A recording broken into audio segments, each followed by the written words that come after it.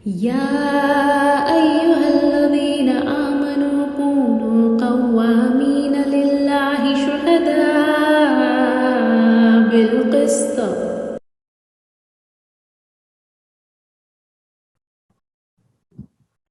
तो हम लोग शुरू कर रहे हैं इस किताब से जिसका नाम है डॉटर्स ऑफ द सन। तो जैसे अभी सानिया बता रही थी कि जो हम जनरली मुगल हिस्ट्री पढ़ते हैं तो हम ज्यादातर बादशाहों के बारे में पढ़ते हैं जिन्होंने ये डायनेस्टी फाइंड करी, जो हम बाबर से शुरू करते हैं, फिर हुमायूं, जहांगीर, अकबर, शाहजहां, उनकी बातें करते हैं। लेकिन हम उनके साथ जो औरतें जुड़ी हुई थी, क्योंकि किसी भी अगर हम कोई भी तारीख पढ़े तो वो औरतों के बिना पूरी नहीं होती। मसलन अगर हम इस्लाम की ही तारीख पढ़े तो अगर हम सहाबियात के बारे में नहीं जानते तो बात पूरी नहीं होती, बात मुकम्मल नहीं होती। इसी तरह से अगर हम मुगलों की बात करें और उनकी औरतों के बारे में ना जाने तो हम एक बहुत अहम हिस्सा उनके दौर का और उनकी तारीख का खो देते हैं।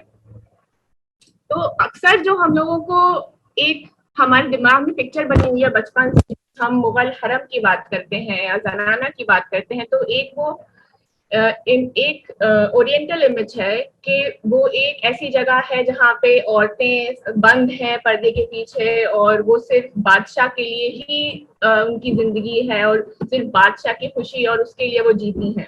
ये एक पॉपुलर कल्चर में इमेज बनी हुई है। अगर हम मूवीज देखें या सीरियल्स देखें या जो अमूमन किताबें छपती हैं उनमें पढ़ें, तो उसकी ये वजह रही कि जो तारीख है जो हम पढ़ते हैं आज के जमाने में वो ज्यादातर अंग्रेजों की लिखी हुई है।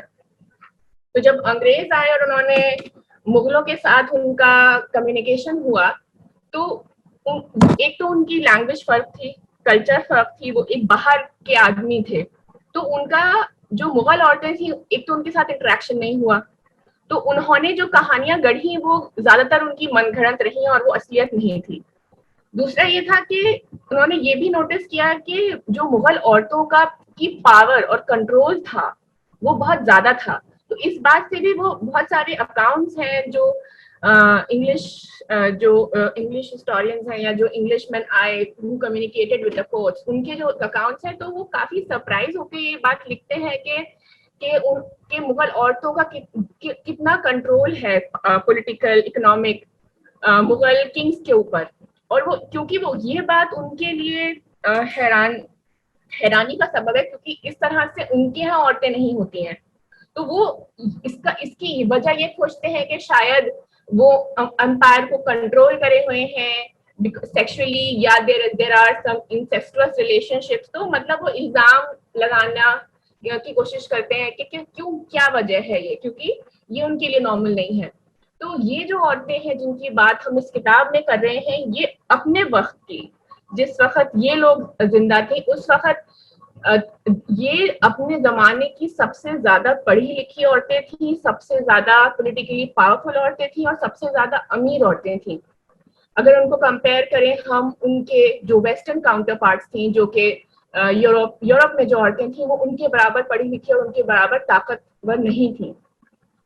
तो इनकी हिस्ट्री के बारे में हिस्ट्री जानना बहुत इम्पोर्टेंट होता है, क्योंकि उससे हम अपनी जड़ों के बारे में जानते हैं, क्योंकि कैसा जमाना था पहले और अब किस तरह से वो किस तरह से बदल गया। तो हम नूरजहां के बारे में जानते हैं कि नूरजहां बहुत ताकतवर औरत थी अपने जमाने की, और उनका किस तरह से जहांगीर के जमाने में उनका पॉलिटिकल पावर थी। लेकिन कई बार शायद हमने ये कहानियां नहीं सुनी होंगी कि वो अपने आप में किस तरह की, उनकी पर्सनालिटी किस तरह की थी, कि वो एक बहुत उनका बहुत हुनर था शिकार में, कि उन्होंने एक बार सिर्फ 6 कारतूस से 4 जो है शेरों का शिकार किया था। ये नूरजहां की पोर्ट्रेट है एज अ हंट्स वुमन। या वो कितनी माहिर थी कपड़ों के मामले में, कि नूरजहां की पर्सनालिटी इस तरह से है कि वो अगर आप किसी भी एरिया का नाम लें तो she was accomplished in that, कि चाहे वो आर्ट्स हो, चाहे वो शिकार हो, चाहे वो एजुकेशन हो, चाहे वो पॉलिटिक्स हो, चाहे वो इकोनॉमिक्स हो। तो ये सब औरतें थी जो कि हर फील्ड में माहिर थी, हर फील्ड में पढ़ रही थी, हर फील्ड में काम कर रही थी। और इनके बारे में जानने से आपको इंस्पिरेशन भी मिलती है कि हाँ, औरतों की जिंदगी ऐसा नहीं था कि पहले बहुत ही किसी एक कंपार्टमेंट में ही बंद थी। ऐसा नहीं था कि वो सिर्फ एक ही डायमेंशन में ऑपरेट कर रही थी, कि उनका काम सिर्फ जनाना में बंद रहना और बच्चे पैदा करना था। ऐसा नहीं था। तो अगर हम पढ़ते हैं तो हम जानते हैं, जैसे अगर हम नूरजहां की बात ही करें तो वो इतनी पावरफुल हो गई थी कि वो अपने नाम के कॉइन्स जो और किसी और मुगल औरत ने इस लेवल पे नहीं किया था, कि उनके जो सिक्के हुआ करते थे वो बादशाह के नाम के ही हुआ करते थे। तो नूरजहां वो सो पावरफुल कि वो अपने नाम बादशाह जहांगीर के साथ उनका नाम भी सिक्कों पे आने लगा था। जैसे ये एक यही कोट लिखा हुआ है कि जो उनके कॉइन्स पे होता था कि बहुक्म शाहजहां नगीर सिक्का लाहौर जनानाए नूरजहां बादशाह शत पर नूर। तो वो अपने नाम के साथ बादशाह लगाने लगी थी। और कई जगह पे बादशाह बेगम भी लगा है, जो कि बाकी जो मुगल औरतों का जो सबसे हाईएस्ट ओहदा होता था वो बादशाह बेगम का होता था। तो उनके नाम से सिक्के थे, उनके नाम से फरमान आते थे, उनके नाम से सील थी उनकी। ये उनकी सील है जो उनके नाम की सील थी। नगीन नूरजहां बादशाह बेगम दौरा बादशाह उस वक्त की बादशाह बेगम की ये सील है।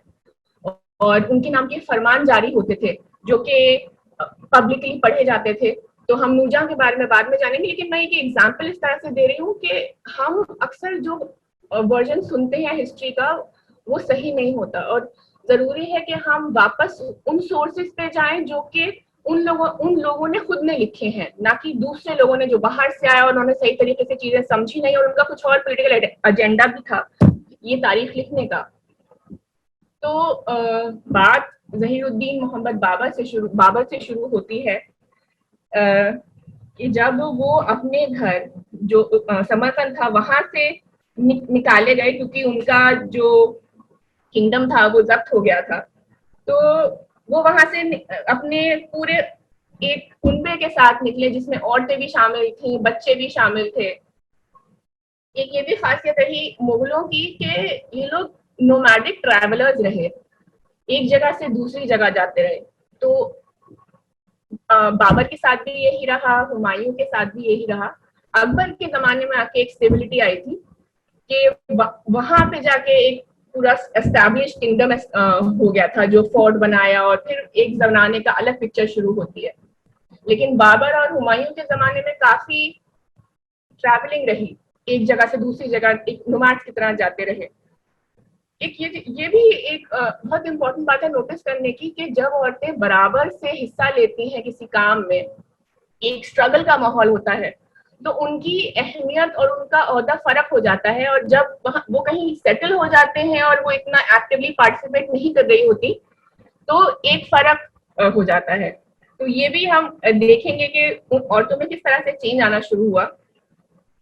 तो बाबर, अगर औरतों की बात करें, मुगल औरतों की बात करें, तो बाबर अपने जो बाबरनामा है उनकी ऑटोबायोग्राफी है, उसमें अपनी दादी की बात करते हैं, एहसान दौलत बेगम।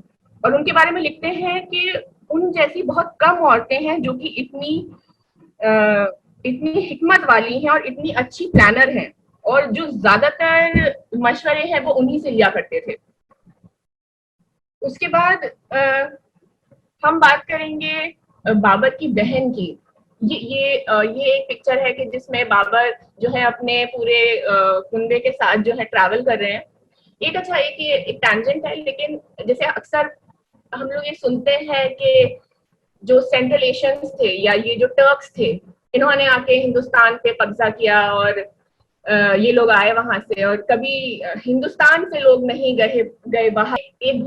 एक ट्रोप नैरेटिव है जो अक्सर सुनाई देता है। तो एक मैं हिस्टोरियन का सुन रही थी, लेक्चर सुन रही थी, तो मैं बता रही थी कि जो सेंट्रल एशियन घोड़े थे वो उस वक्त के बहुत माने हुए और मतलब बहुत ताकतवर घोड़े हुआ करते थे, वहां के बहुत फेमस हुआ करते थे, मतलब लोग दुनिया में वहां से घोड़े ले जाते थे।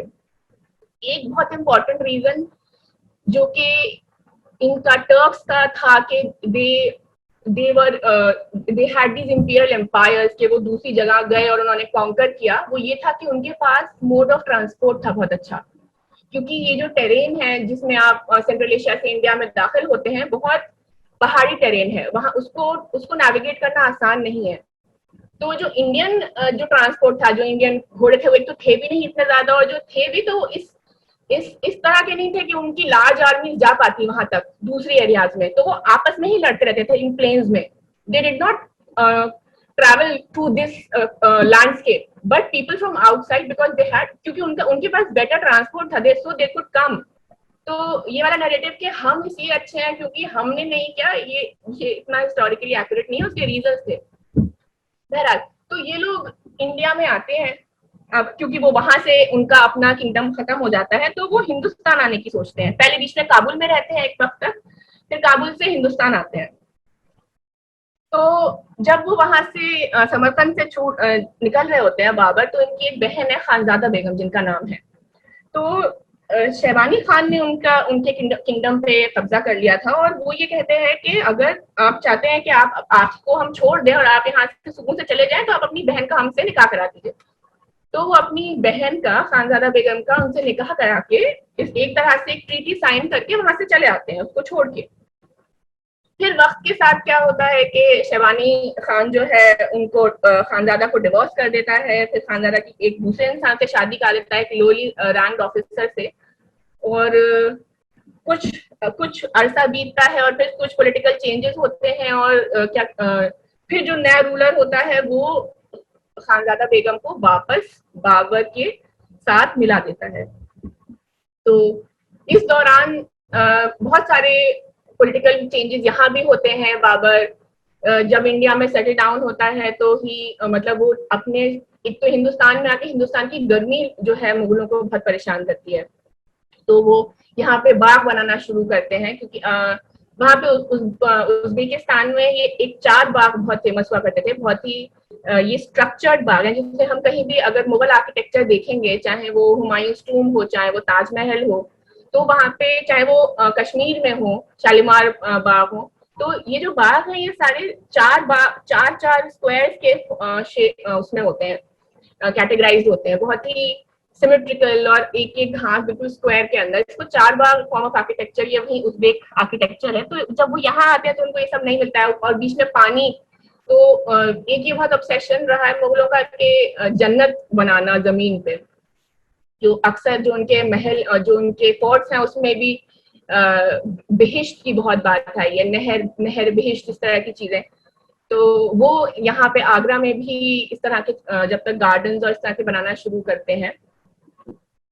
फिर जैसे जब खानजादा बेगम वापस बाबर के साथ रीयूनाइट करते हैं, ये पोर्ट्रेट है जिसमें ये दिखा रहे हैं कि ये ऊपर राइट हैंड पे इस खानजादा बेगम और लेफ्ट में बाबर बैठे हुए हैं, उनकी बहन है वो।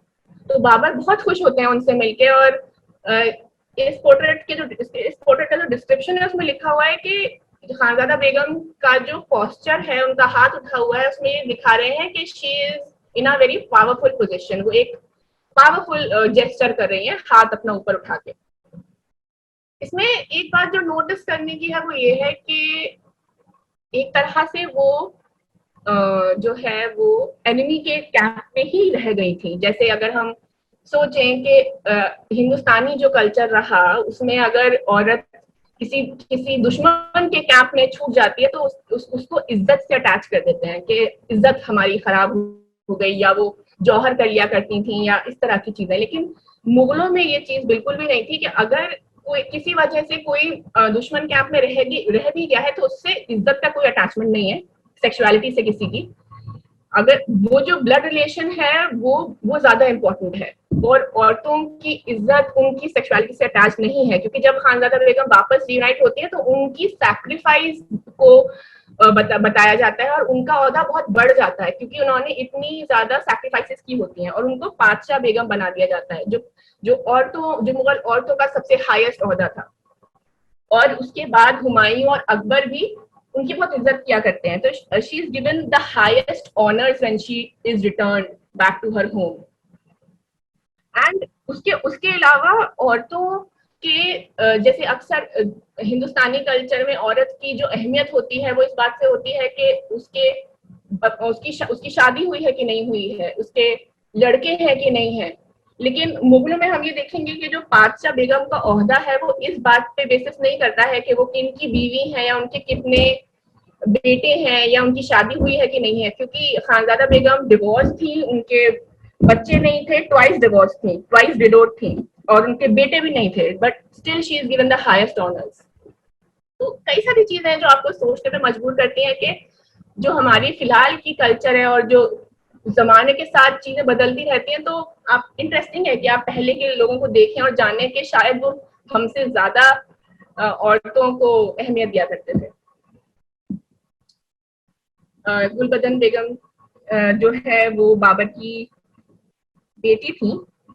खानजादा बेगम पे बात खत्म करते हुए ये कहेंगे कि खानजादा बेगम का जो सफर रहा वो काफी मुश्किल रहा, कि पहले वो दुश्मन के खेमे में रह गई, फिर उसके बाद जब वो रियूनाइट हुई काफी सालों बाद, she was 33 when she was reunited, उसके बाद उनको काफी ऑनर मिला, काफी इज्जत मिली, और उन्होंने कई सारी फिर इम्पोर्टेंट चीजें करी। उन्होंने पूरा हाउस होल्ड संभाला। उनकी एक फीस्ट है जो इस किताब में बताई गई है, खानजादा बेगम एंड द मिस्टिक फीस्ट। उसमें क्या है कि उसमें पूरा डिस्क्रिप्शन दिया है कि जो क्योंकि मुगल्स थे तो थोड़े से शौकीन भी थे, तो अक्सर बहुत बड़ी बड़ी दावतें दिया करते थे। तो ये दावत थी, एक शादी थी।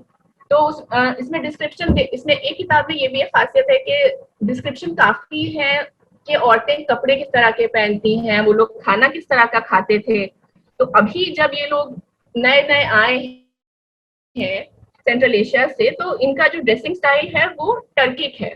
तुर्की स्टाइल में गरम कपड़े पहना करते हैं, लंबे ऊनी गाउन्स हैं, ढीली ढीली जो है वो ट्राउजर्स हैं, और जो औरतें हैं वो टॉल टर्किश हैट पहने हुए हैं, जिसमें जैसे इसमें भी आप देख रहे हैं कि she is wearing a gown और एक टर्किश हैट पहने हुए हैं।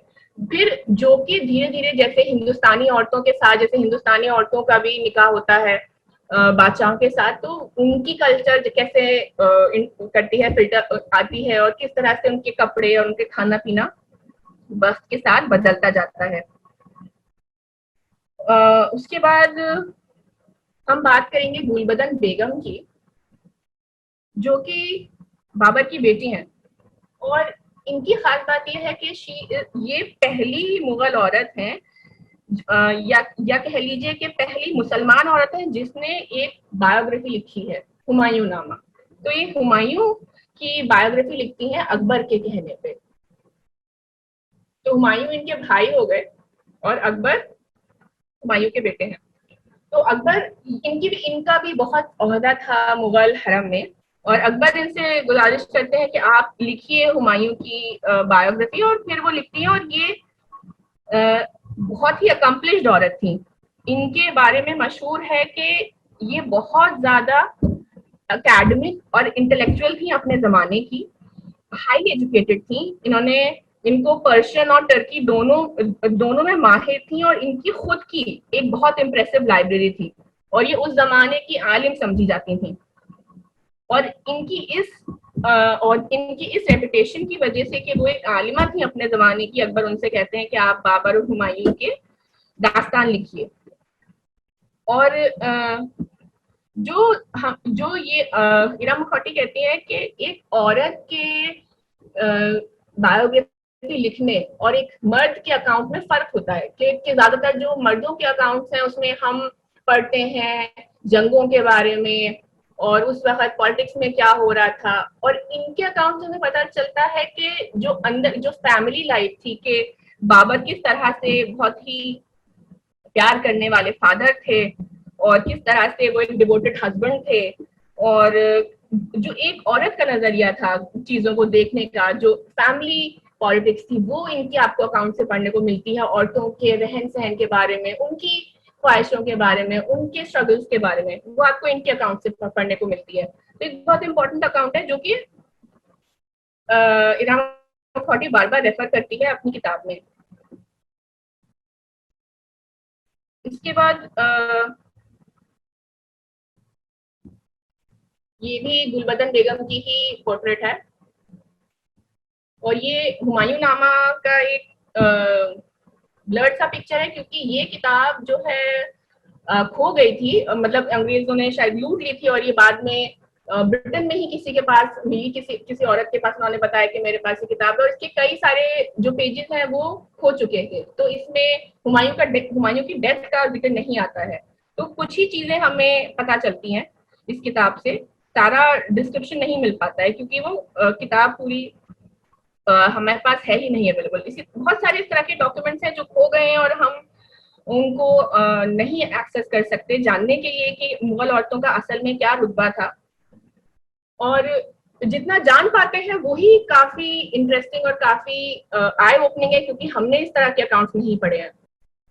एक इम्पोर्टेंट बात गुलबदन बेगम की ये भी है कि उन्होंने ये हज पे गई थी, और वो अपनी हुमायूंनामा में डिस्क्राइब करती हैं कि उन्होंने वो हज पे गई जो कि 300 मील था, और बहुत पहाड़ी इलाका, और जो मक्का का रास्ता था, जाहिर सी बात है डिजर्ट्स, और यहाँ से अगर आप जाएंगे तो पहाड़ी इलाके से होके जाएंगे।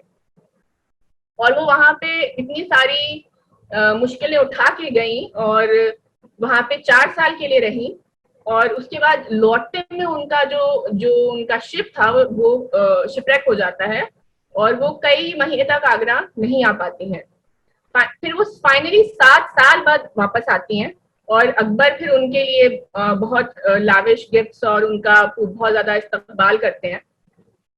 तो ये भी एक बात है कि ट्रैवल कर रही हैं औरतें अकेले, मतलब it was a group of women who travelled, और इतनी मुश्किलों के बाद भी, और उनके पास अपने शिप्स हैं, उनके पास अपना डिसीजन लेने की पावर है कि वो किसी से पूछ के, या फिर कोई किसी की मोहताज नहीं है। उनके पास अपनी इकोनॉमिक इंडिपेंडेंस है, अपनी एक राय है, अपना एक रुतबा है, और अपना एक पूरा जो जनाना है, जिस तरह से उसका डिस्क्रिप्शन दिया है कि उसमें लाइब्रेरीज हैं, उसमें आप हर तरह से अपना पर्सनालिटी डेवलप करने की उनके पास अवेलेबिलिटी है।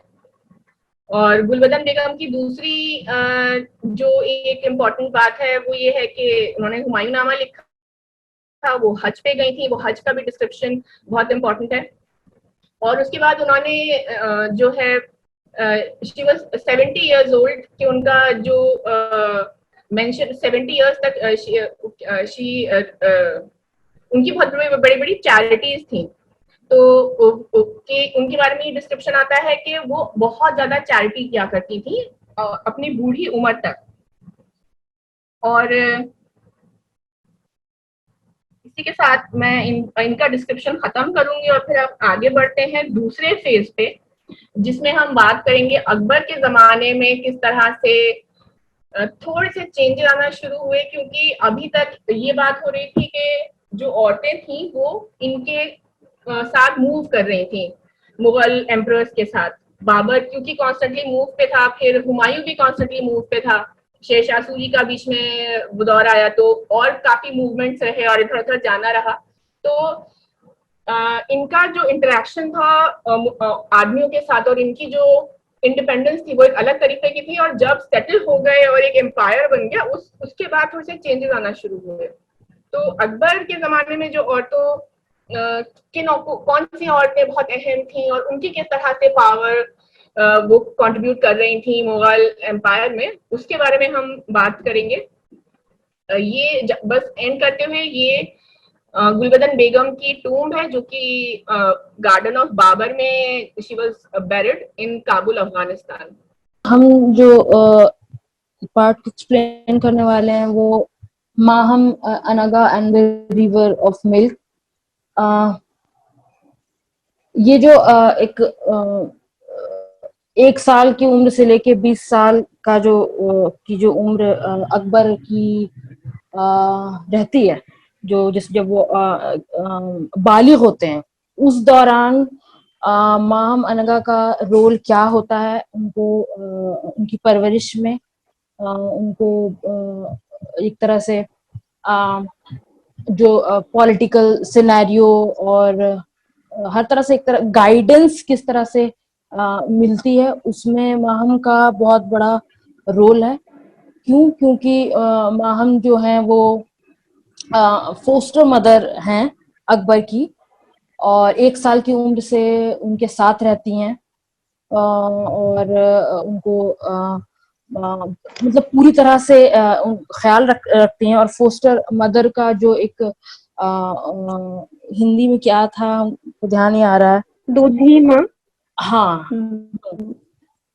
तो उसमें ये जो रोल है फोस्टर मदर का, वो रॉयल फैमिलीज में उस वक्त के दौर में ये बहुत अहम होता था, क्योंकि बच्चे बच्चे बच्चे को संभालना ये हर वक्त माँ बाप का काम नहीं होता था, क्योंकि ऑब्वियसली वो मुगल थे, तो उनके और भी कई सारी चीजें जिम्मेदारियां थी। अगर वो जिसमें उनका ज्यादा वक्त जाया होता था और ध्यान ज्यादा जाता था, तो ऐसा था कि जो बच्चे थे उनको उनको उनकी देखभाल के लिए, उनकी परवरिश के लिए जो बहुत करीबी, जो बहुत भरोसेमंद औरतें हुआ करती थी, उनको उनको सौंपा जाता था, ये जिम्मेदारी दी जाती थी कि परवरिश उनकी करें। और उन्हीं में अकबर के हिस्से में जो ये जिम्मेदारी, अकबर को पालने पोसने की जिम्मेदारी जिनके हिस्से में आई थी वो माहम थी। और ईरा ने ये भी लिखा है कि वो कौन औरतें हुआ करती थी जो ये जिम्मेदारी जिनको दी जाती थी। तो ऐसी औरतें जो खास तौर से मेंशन किया है कि एकदम मतलब इवन टेम्पर्ड वर्ड का इस्तेमाल किया है, कि जो एकदम शांत हो और ज्यादा स्पिरिचुअली माइंडेड हो, ताकि जो जब अपब्रिंगिंग हो तो उस चीज की कमी नहीं हो कि सिर्फ खिला दिया और खेल रहे हैं और इतने तक सीमित करके आप छोड़ दे। नहीं, मतलब एक पूरी तरह से कैसे एक परवरिश एक माँ बाप को करनी चाहिए चाहिए माँ बाप किस तरह से करते हैं, उसी तरह का एक वो रिप्लेसमेंट होता था कि जो फोस्टर मदर्स होती थी वो बच्चे को इसी तरह पाले पोसेंगे। तो ये रोल माहम अनागा को मिला। और 1 साल की उम्र से, जब अकबर 1 साल के थे और उनके पेरेंट्स उनको छोड़ करके पर्शिया गए थे 1543 में। उस वक्त से 1 साल की उम्र से, जब वो एकदम इन्फेंट छोटे बच्चे थे, तब से ये परवरिश उनकी माहम अनागा ने की। लेकिन ये दूध नहीं पिलाती थी। वो ये जो फोस्टर्स मदर्स थी, जो देखभाल करने वाली जितनी भी औरतें थी, उनमें ये उन सब की ये चीफ थी, लेकिन ये दूध नहीं पिलाती थी। उसके लिए और भी जो लेडीज थी वो, और इनके बाद जो एक जो इनके बाद जिनका नंबर आता है, जो प्रिंसिपल जो एक जो फोस्टर मदर थी, उनका नाम था जीजी अनागा। तो वो अकबर को दूध पिलाती थी, और ये एक तरह से फोस्टर्स मदर्स के बीच का एक कन्फ्लिक्ट का कारण भी बना, कि एक फैमिली थी जो माहम अनागा के को बिलोंग करती थी, और एक फैमिली थी जो जीजी अनागा को की फैमिली थी। और दोनों के ही बेटे थे, दोनों के ही माहम अनागा के बेटे थे एक, और जीजी अनागा के भी एक बेटे थे। तो ऐसा था कि उन दोनों के भी इन्फेंट जो थे, अपने अपने बच्चे होने के बावजूद एक जो अकबर को पालने पोसने की जो जिम्मेदारी मिली, वो इन लोगों ने बाखूबी निभाया। और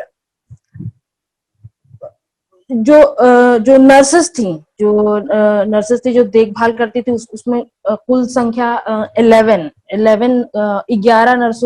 नर्सेस के बारे में ईरा ने लिखा है, जो अकबर की देखभाल में लगी हुई थी। और माहम अनगा की जो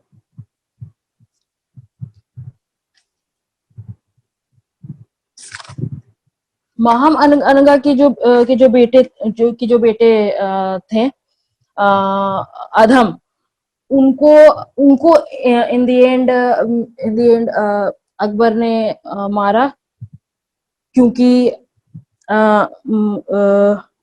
जीजी अनगा के हस्बैंड को जो पोस्ट दिया अकबर ने, वो उस पोस्ट के दिए जाने से वो नाराज थे और ये एक राइवलरी का कारण बना और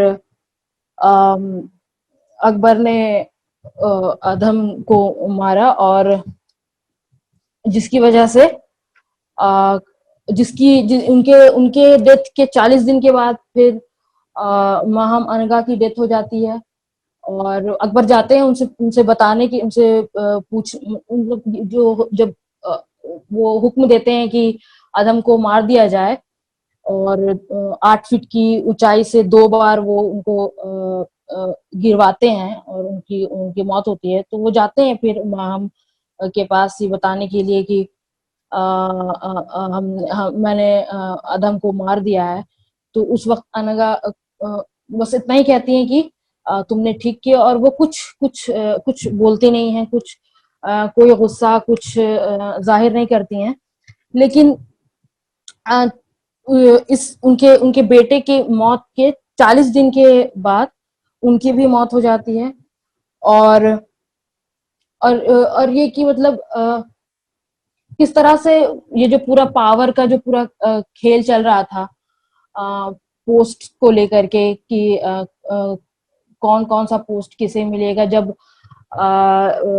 अकबर जब बड़े हो रहे थे 3 साल की जब 3 साल की उम्र जब उनकी हुई तब उनके पेरेंट्स जो छोड़ करके माहम के पास छोड़ करके गए थे पर्शिया जब लौटते हैं तो तब तक वो 3 साल के हो चुके होते हैं तो उस वक्त जैसे जैसे उम्र बढ़ी थी तो जो एक पावर को लेकर जो एक चल रहा था कन्फ्लिक्ट वो भी दिन ब दिन बढ़ रहा था कि और सब यही चाह रहे थे कि जो भी नियरेस्ट पोस्ट हो जो संभाल जो थोड़ा पावरफुल पोस्ट हो जैसे फाइनेंस हो गया और एडवाइजरी वाला पोस्ट हो गया ये सारे पोस्ट जो है वो जो ज्यादा करीब हैं अकबर से उनको मिले तो इसकी लड़ाई थी और कहीं ना कहीं क्या साफ साफ इसमें लिखा है कि माहम चाहती थी कि जो माहम भी चाहती थी कि जो पोस्ट जो अहम पोस्ट है उस कोर्ट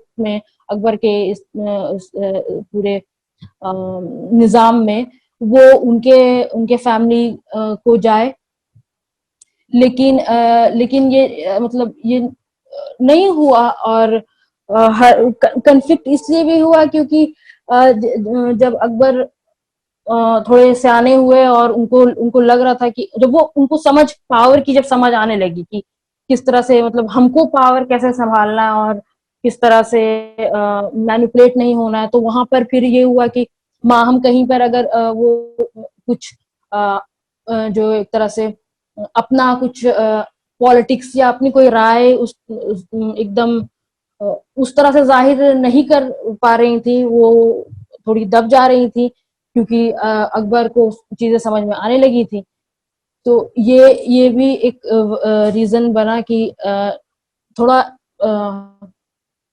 डायमेंशंस जो था वो काफी चेंज हुए और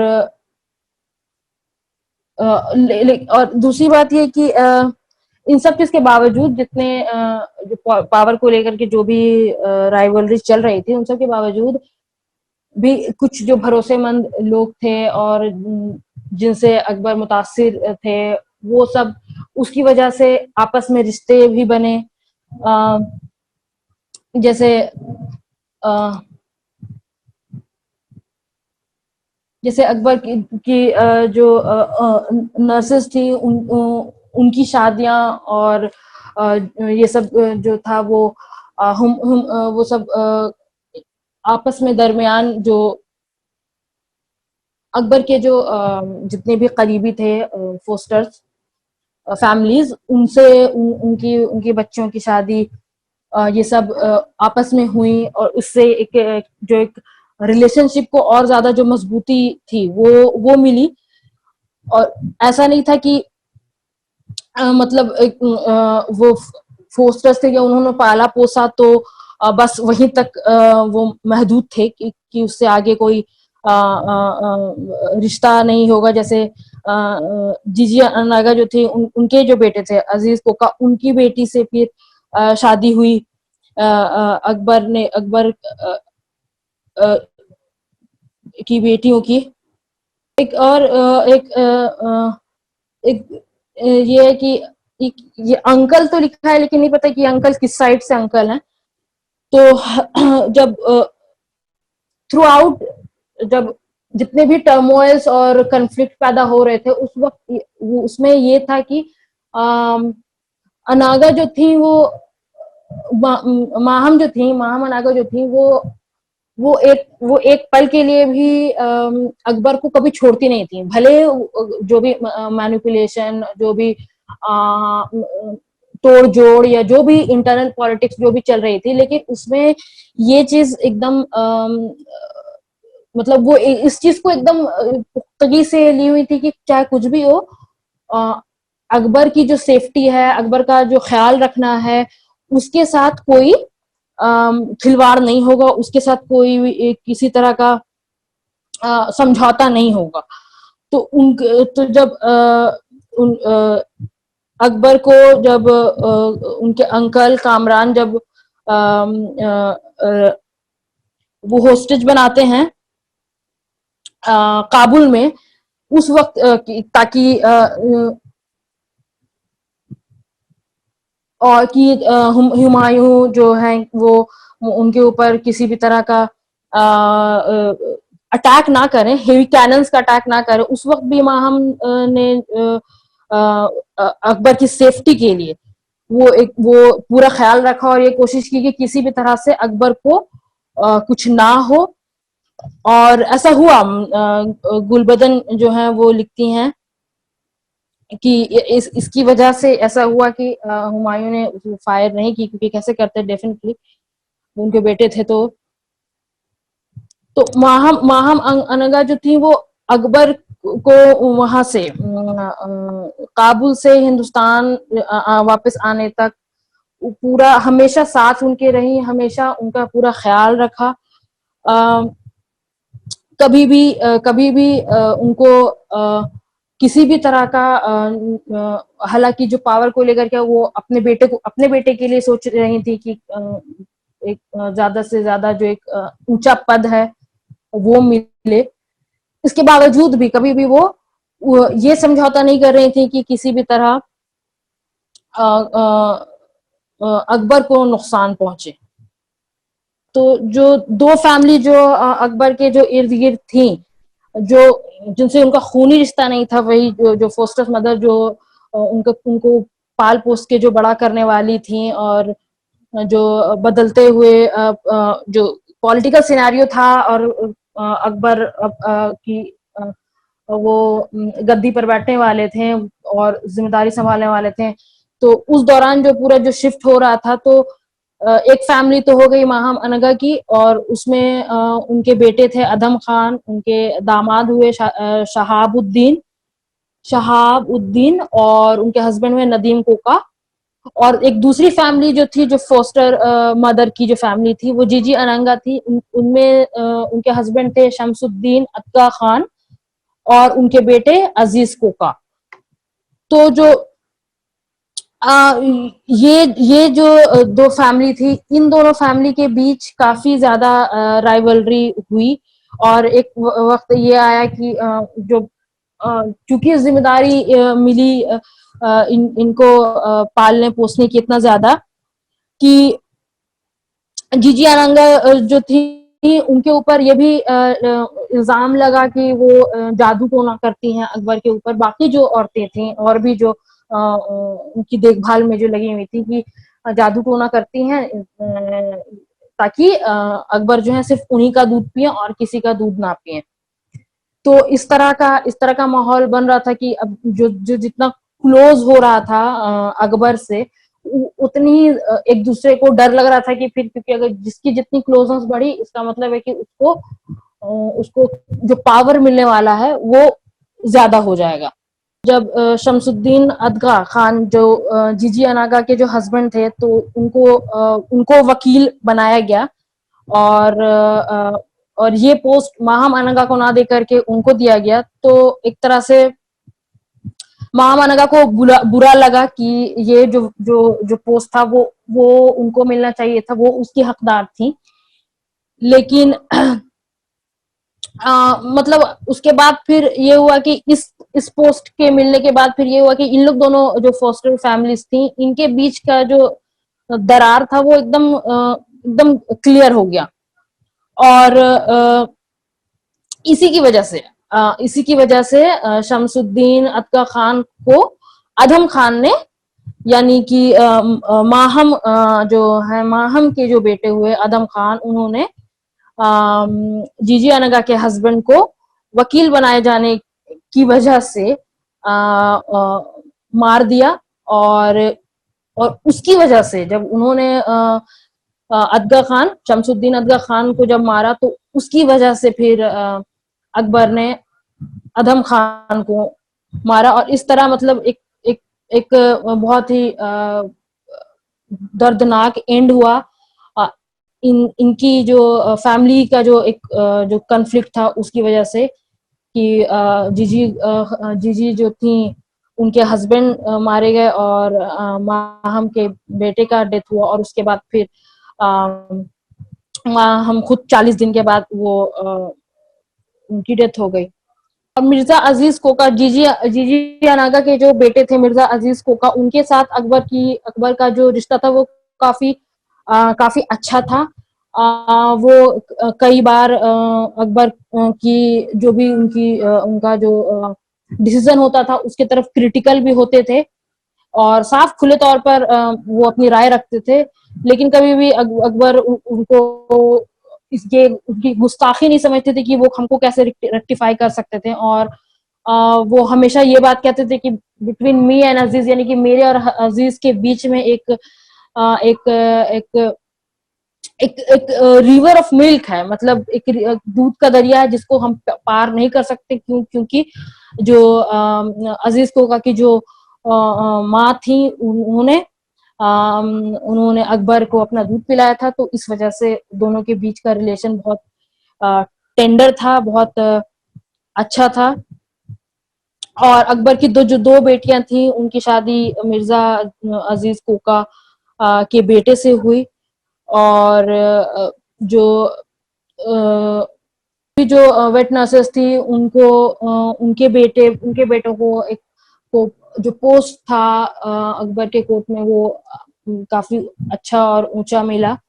तरह मतलब जो फोस्टर रिलेशनशिप था वो था तो बहुत अच्छा कि इतना पाला पोसा और इतनी मोहब्बत और सब कुछ था। लेकिन फिर भी वो उसका जो सेटअप था वो एक पॉलिटिकल सिनारियो के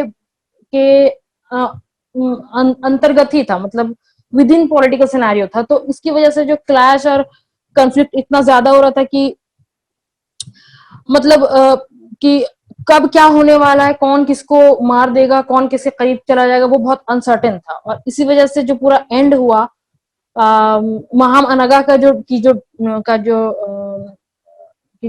डेथ हुई, वो उसी दर्द का एक उसी दर्द से हुई कि इतना पाल पोस कर बड़ा करने के बावजूद भी इन दी एंड उनके बेटे मारे जाते हैं। और फिर आखिर में वो भी इस दर्द को लिए, हालांकि वो कंप्लेन नहीं करती हैं कि अकबर से कि उन्होंने ऐसा क्यों किया, लेकिन कहीं ना कहीं वो जो एक दर्द था वो लेकर उनकी भी डेथ हुई। तो ये था पूरा तो नहीं, लेकिन हाँ एक मोटा मोटी एक खाका माहम अनगा का, जो अकबर के साथ थॉरली रही, उनको पाला पोसा, उनके जो एक पॉलिटिकल जो दखल थी काफी ज्यादा थी। और काफी करीब से उन्होंने अकबर का उरूज देखा जब वो अडल्ट हो रहे थे और किस तरह से सब पॉलिटिकल पूरा शिफ्ट हो रहा था, पावर गेम, और आपस में फिर कंफ्लिक्ट कैसे इन फोस्टर्स फैमिलीज का हुआ और उसके एवज में जो चीजें निकल कर आई। तो ये इतना बस माम अनगा के बारे में और जीजी अनगा के बारे में। एक्चुअली मुझे एक खास बात इस किताब की ये लगी है कि ऐसा नहीं है कि वो सिर्फ पकड़ पकड़ के औरतों के बारे में बता रहे हैं। उन्होंने मुगल हिस्ट्री पूरी ट्रेस करी है, बाबर से लेकर औरंगजेब तक, और वो हिस्ट्री भी साथ साथ में बताती जा रही है कि चीजें कैसे बदल रही हैं, कौन पावर में आ रहा है, कैसे पावर में आ रहा है।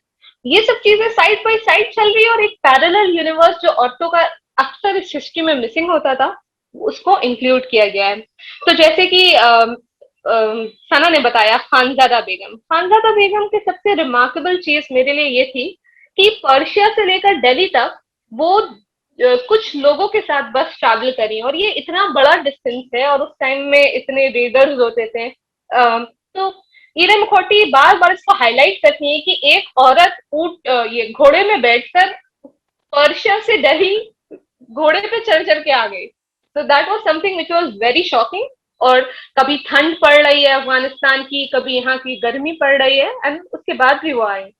दूसरा ये कि जो रजाई माँ होती हैं वो हम लोग कभी सोच भी नहीं सकते कि इतनी ज्यादा इम्पोर्टेंट होंगी, बट खासकर हम लोग सिर्फ अकबर की ही रजाई माँ को क्यों इतना इम्पोर्टेंस है, क्योंकि जब बाबर यहाँ पे इंडिया आए तो उतना स्टेबल नहीं था मुगल एम्पायर, और जब उसने अपने बेटे हुमायूं को दिया तब तो और भी अनस्टेबल हो गया।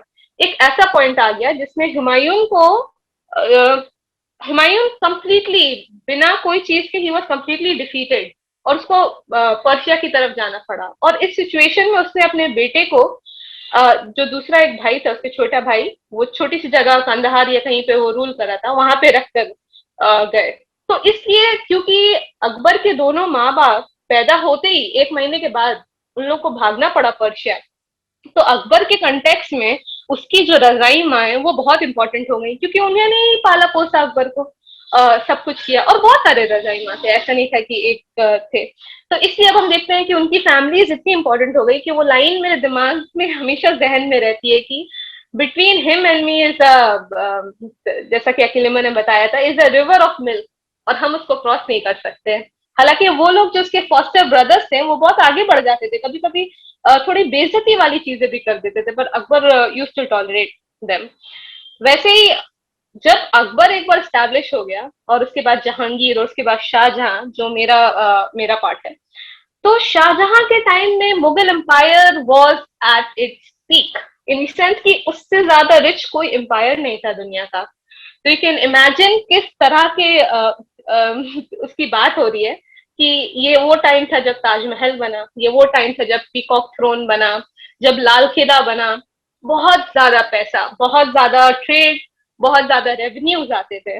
और इस टाइम में आप इमेजिन करिए शाहजहां की सबसे चहीती बीवी मुमताज महल की सबसे बड़ी बेटी जिसका नाम था जहान आरा, और उससे 3 साल छोटी बेटी रोशन आरा। अब ये ऐसे लोग हैं कि इनके पास पैसे की कोई कमी नहीं है, शोहरत की कोई कमी नहीं है, और इज्जत की कोई कमी नहीं है। तो ईरा मुखर्जी जब अपना किताब का ये पार्ट शुरू करती हैं, और 3 पार्ट में से एक पार्ट इन शहजादियों के लिए रखती हैं, इन 2 शहजादियों के लिए, तो वो स्टार्ट ऐसे करती हैं कि डिस्क्राइब करती हैं कि एक अच्छा स्प्रिंग का डे है, चमकदार 1654 के, और चांदनी चौक में बहुत सारे लोग हैं, लेकिन अचानक से एक तरह की खामोशी छा गई है, क्योंकि एक घोड़ों का और हाथियों का एक रेल आ रहा है। और यहाँ पे तो वो इमेजिन कर रहे हैं कि देखिए हाथियों की लाइन लगी है, फिर घोड़ों की लाइन लगी है, फिर हिजड़ों की लाइन है, और सब ये चिल्ला रहे हैं होशियार होशियार, और जो लोग हैं वहां पे उनको पीछे कर रहे हैं, और ये लोग अपने हाथ में चांदी की लकड़ी लिए हुए हैं, जिससे ये लोग कह रहे हैं लोगों को कि पीछे रहो पीछे रहो। और जहां से ये लोग गुजर रहे हैं वो एक बाजार है जिसमें तुर्की, Italian, Portuguese, French, Persian, Armenian, ये सब लोग दूर दूर से आ रहे हैं, बाजार कर रहे हैं, चीजें खरीद रहे हैं। और इस बीच में कुछ लोग हैं जिनका सिर्फ ये काम है कि वो इतर और अगरबत्ती को लेकर आगे चलते रहें, ताकि जो इंसान हाथी पर बैठा है उसको अच्छी खुशबू आए। और एक औरत है जिसको सिर्फ यही काम है कि हर बार हाथी जब आगे बढ़ता है तो वो बोले बिस्मिल्लाह, शहजादी जहानारा बेगम बिस्मिल्लाह, उसका सिर्फ काम ही ये है। तो इस तरह की ग्लोरी की बात हो रही है। और जब हम जहानारा बेगम की बात करेंगे तो देखेंगे कि बहुत कुछ उन्होंने किया। फर्स्ट ऑफ ऑल उनको जो तनख्वाह मिलती थी वो उनके सारे भाइयों से ज्यादा थी, पूरी जिंदगी जो उनको तनख्वाह मिली है। उनके 2 पानी के जहाज थे, और उनका नाम लिया, जब तक कि वो बादशाह बेगम नहीं बनी उनको बेगम साहिब बोलते थे, तो उन्होंने अपने जहाज का नाम रखा था सहीबी। और वो जहाज जो है वो अंग्रेज और डच से ट्रेड करते रहते थे, तो उससे भी उनको पैसा मिलता था। तो उनको एनुअल जो एक टोटल उनका एनुअल इनकम है वो 30 लाख रुपीज होता था, जो आज के जमाने का 1.5 बिलियन रुपी है। ये पैसा सीधा इनके पास आता था और इन्हीं के पास रहता था, और फिर ये और तिजारत करती थी। इसके साथ साथ एक सरप्राइजिंग, एक शहजादी के लिए एक सरप्राइजिंग एस्पेक्ट ये है कि वो सूफीज्म में बहुत ज्यादा इंटरेस्ट रखती थी, और उन्होंने 2 किताबें लिखी हैं जिसके बारे में मैं और डिटेल से आपको बताऊंगी। मैं जस्ट उनकी लाइफ के अंदर जाने से पहले मैं समराइज करना चाहती हूँ क्या क्या कुछ उन्होंने किया है, और क्या कुछ उन्होंने, कितने सारे दिल्ली के जो मैं आर्किटेक्चर्स हैं, अभी आप देखेंगे आगे कि आपको लगा अरे ये एक औरत ने बनाया मुगल एम्पायर के, हमें अभी तक हम अज्यूम करते हैं कि कोई बादशाह बनाया होगा, बट कितने सारे आर्किटेक्चर जहानारा ने कमीशन किया। तो हमें यह पता है कि शाहजहां और मुमताज महल की जब डेथ हुई और शाहजहां बहुत ज्यादा गम में थे और उन्होंने उनके लिए ताजमहल बनाया, तब उनकी जो बेटी जहानारा, जिसके बारे में हम आज बात करने जा रहे हैं, तब वो 17 साल की थी। तो हम लोग को उनकी जिंदगी के बारे में जो झलक मिलती है वो 14 साल की उम्र से मिलती है। तो ये एक पिक्चर है जिसमें डेपिक, एक्चुअली मैं सिर्फ पेंटिंग्स के थ्रू ही ये एक्सप्लेन करूंगी। तो इस पेंटिंग में आप देख सकते हैं कि शाहजहां है और उसके 3 बेटे हैं, और पेंटिंग का जो आप कलर देखिए, जो रिचनेस है, जो फ्लोरल ब्यूटी है, जो आर्किटेक्चर है, उससे पता चल रहा है कि शायद ये बहुत दुनिया का सबसे अमीर इंसान है। उस टाइम में इस तरह पेंटिंग्स को अभी बोला जाता है मिनिएचर पेंटिंग, और Mughal empire was one of the best in this. तो जहानारा की पैदाइश 1614 में हुई और इंतकाल 1681 में हुआ। उनको अलग अलग नाम से बुलाया जाता था। तो जब तक वो बादशाह बेगम नहीं, बादशाह बेगम एक ऐसा ओहदा था जो कोई भी मुगल रानी या शहजादी या कोई बहन किसी को भी मिल सकता, जो सबसे पावरफुल लेडी होती थी उसको बादशाह बेगम बोला जाता था। जरूरी नहीं है कि वो माँ हो या बीवी हो या बहन हो, वो कोई भी हो सकती थी। तो जब तक वो बादशाह बेगम नहीं बनी थी उनको बेगम साहिब बोला जाता था। तो ये बेगम साहिब जब रास्ते में चलती थी तो इतने घोड़े और हाथी और एक इतर वाले और एक ये, उसकी बात मैं कर रही थी।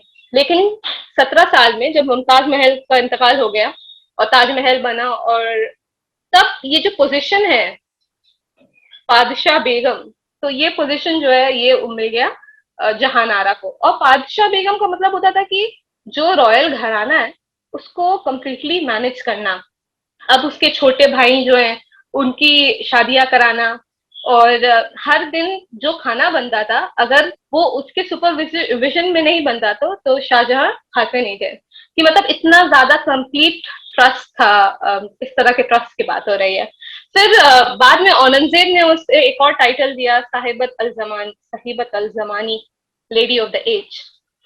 तो जब वो छोटी थी तो उनको, अनलाइक अभी इस टाइम में हम लोग दूसरे एम्पायर से कंपेयर कर रहे हैं तो देख रहे हैं कि अक्सर औरतों को एजुकेशन नहीं मिलती थी, बट यहाँ पे सतीउन्निसा ने उनको पढ़ाया। और दीज पीपल, हमेशा लिखा जा रहा है कि इनको टर्किक पढ़ाया जाता था, पर्शियन पढ़ाया जाता था, हिंदी लिखना सिखाया जाता था। और हिंदी के 3 स्टाइल ऑफ राइटिंग होते थे, नश्क, नस्तलिक, शिकस्ता, और पर्शियन लिटरेचर पढ़ाया जाता है। ये सब उनके एजुकेशन का पार्ट था। एक तख्ती पे वो लोग लिखते थे रीड के पेन से, और वो लड़कों को भी वही मिलता था और लड़कियों को भी वही मिलता था। और इनहेरिटेंस की बात करें तो ये इतनी फेवरेट थी अपने फादर की कि जब इनकी माँ का इंतकाल हुआ तो आधा प्रॉपर्टी माँ का पूरा जहानारा को दे दिया गया और आधे में 6 बच्चे के बीच में डिवाइड किया गया। तो आप सोच रहे होंगे कि ऐसा क्या था जहानारा में जो शाहजहां है वो इतना ज्यादा उसको हर तरह से नवाज रहे हैं। जब माँ का इंतकाल नहीं हुआ था तब भी जब इन लोगों को जो इनकम मिलता था उसमें भी जहानारा को सबसे ज्यादा मिलता था स्टाइपेंड। तो ये बहुत एक, मतलब ये इतनी स्ट्रेंज बात है कि जब जैसे कि मैंने कहा कि बहुत सारे लोग ट्रैवल करते थे और अकाउंट्स लिखते थे, तो वहां पे 2 लोग थे, मनुची एंड बर्नियर। जब वो लोग ये देखते हैं तो उनको समझ नहीं आता है कि किसी औरत को इतना ज्यादा पोजीशन और इतनी इज्जत कैसे मिल सकती है। तो फिर वो लोग इस तरह की अफवाहें भी करते हैं कि शायद इन लोग की शादियां नहीं होती हैं तो बाप का एक नाजायज रिश्ता होता है बेटियों से। इसलिए वो लोग शायद इतने ज्यादा इन लोग के एहतराम करते हैं, क्योंकि उन लोग के दिमाग में ये मतलब था ही नहीं कहीं कि एक औरत को इतना ज्यादा मिल सकता है। और उनका पोजीशन ऐसा था बहुत सारे कोर्ट में।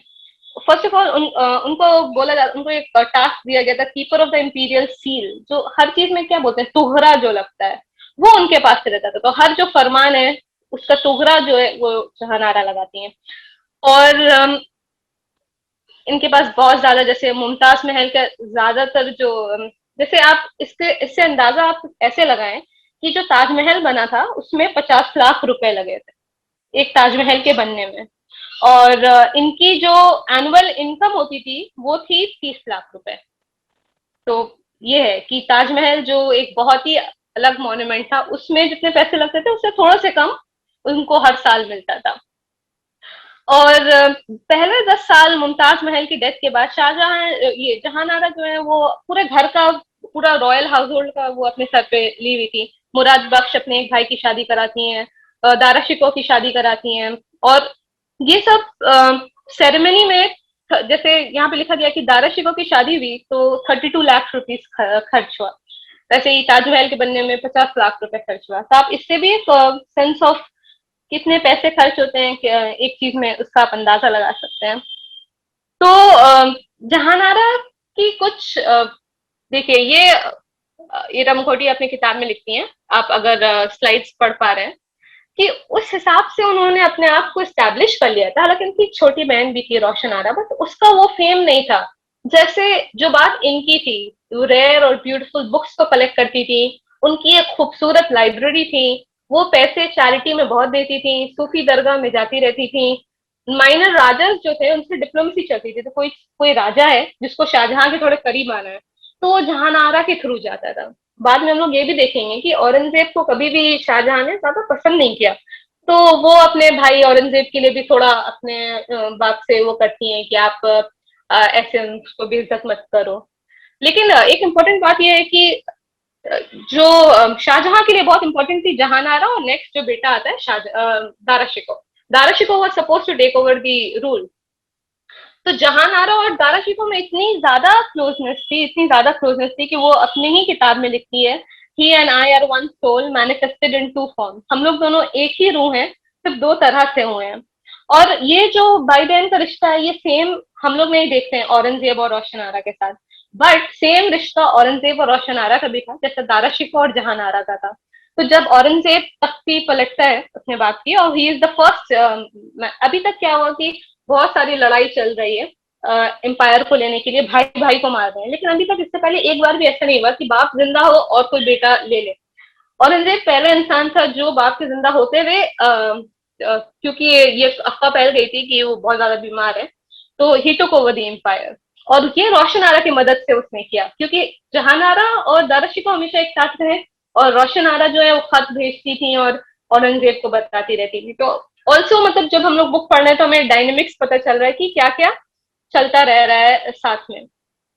एक इम्पॉर्टेंट चीज जो बहुत ही स्ट्रेंज है कि कितनी क्लोज थी जहानारा चिश्तिया और कादिरिया सेक्ट से।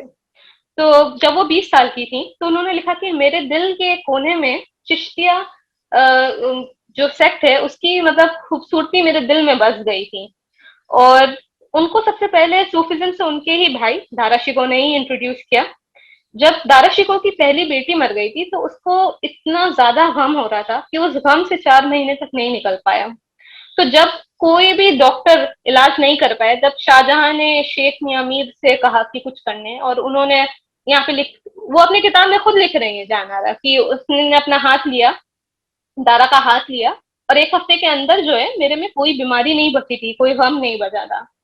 और मतलब ये इतना स्ट्रेंज है कि कितने डिटेल में पीर के उसमें वो जाते हैं और बताते हैं कि जहानारा खुद बता रही हैं कि हम जो है सबसे पहले अपने पीर से कश्मीर में मिले। और ये चिश्तिया जो पीर होते थे, इन्होंने लिखा है कि जो उन लोग के दिल में बहुत ज्यादा औदा था इसके लिए, चिश्तिया शेख के लिए, क्योंकि वो अकबर से रिलेटेड थे, लेकिन वो लोग सामने नहीं आते थे, वो अपने आप को सेक्यूटेड रखते थे। तो जहानारा का जो इंटरेक्शन हुआ वो कादिरिया ऑर्डर से हुआ, और उस टाइम मुल्ला शाह बदाख्शी जो है वो कादरिया ऑर्डर में थे, और ये लोग ने काफी टाइम कश्मीर में स्पेंड किया। और जहानारा अपनी किताब में उन्होंने 2 किताबें लिखी हैं, और ये जो आपको स्लाइड दिख रहा है इसमें जहानारा जो ट्राइंगल है वहां पे वो अपना साइन करती हैं किताब लिखने के बाद। तो उन्होंने 2 किताबें लिखी हैं। सबसे पहली किताब इन्होंने ये लिखी है पर्शियन में, मोइनुद्दीन चिश्ती के ऊपर, और उसका टाइटल है मुनिसुल औरा द कंपेनियन स्पिरिट्स। और मतलब लोग लिटरेरी ब्यूटी में इस किताब की मिसाल देते हैं कि इतनी खूबसूरती से ये लिखा हुआ है। तो जब ये मतलब 10 साल के बाद जब इन्होंने अपने सारे भाई भाई बड़े हो गए, शादी वादी हो गई, तब ये सूफिज्म की तरफ थोड़ा इनका बहुत ज्यादा ही रुझान हो गया। और इस किताब के अंदर ये लाइन है जो उन्होंने लिखा हुआ है, और जिसमें ये शेख मोइनुद्दीन चिश्ती की जो बातें हैं उनको वो डिटेल में लिख रही हैं कि वो ऐसा बोलते हैं। वो अपने सपने के बारे में भी लिख रही हैं, आज में हम अपने महबूब के इतने करीब हैं, आज मैंने ये देखा, मैंने अपने कैसे सपने देखे, ये सब के बारे में शी इज कंटिन्यूसली एक्सप्लेनिंग। तो यहाँ इस किताब में ये हजरत ख्वाजा गरीब नवाज के बारे में वो लिखती हैं कि वो कहते हैं, A lover's heart is the fireplace of love. Whoever gets close to it gets burned. For no fire is bigger than the fire of love. When streams flow, they create a sound. And when the streams join a river, the sound of stream is no longer audible. Similarly, when a quester meets the ultimate, he remains silent and his enthusiasm for the material world fades out.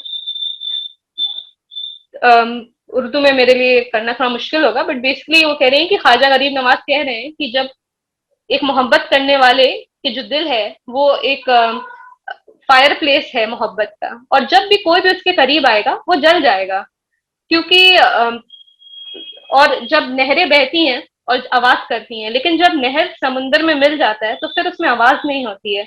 इसी तरह से जब कोई जाहिद अपने खुदा से मिल जाता है तो वो खामोश रहता है, और इर्द गिर्द हर चीज जो है उसके लिए खामोश हो जाती है, फेड आउट हो जाती है। आई डोंट नो कितना प्रॉपर वो ट्रांसलेशन है मेरा, बट जहानारा 4 ट्रिप कश्मीर करी, और इस टाइम आप सोचिए दिल्ली से कश्मीर जाना, ऑफ कोर्स शाहजहां के साथ, but it's a huge thing, बहुत लंबा सफर है 2-3 महीने का। वहां पे जाके वो मिलती हैं, वो अपने एक्सपीरियंसेस बताती है कि उनको किस तरह के विजन्स आते हैं, ट्रांसेस आते हैं, और वो ये पहली औरत हैं जो एक सूफी ट्रीटीज लिखती हैं जिसमें वो अपने एक्सप्लेन कर रही हैं कि मुझे क्या होता है, मैं जब अपने उनसे मिलती हूँ मुझे क्या समझ आता है इस दुनिया के बारे में। और एक तरह से थोड़ा सा मतलब इरोटिक भी है। वो कहती है, my beloved came easily into my arms on the night of parting without effort. जिस तरह से यूजुअली सूफी कलाम होते हैं उसी ट्रेडिशन में, कोई अलग नहीं है। तो ये एक शहजादी है जिन्होंने शादी नहीं करी है, और शायद इस टाइम में बहुत सारे रीजन हैं जो मैं बाद में बताऊंगी क्यों शादी नहीं होती थी, स्पेशली जहानारा और रोशनारा की।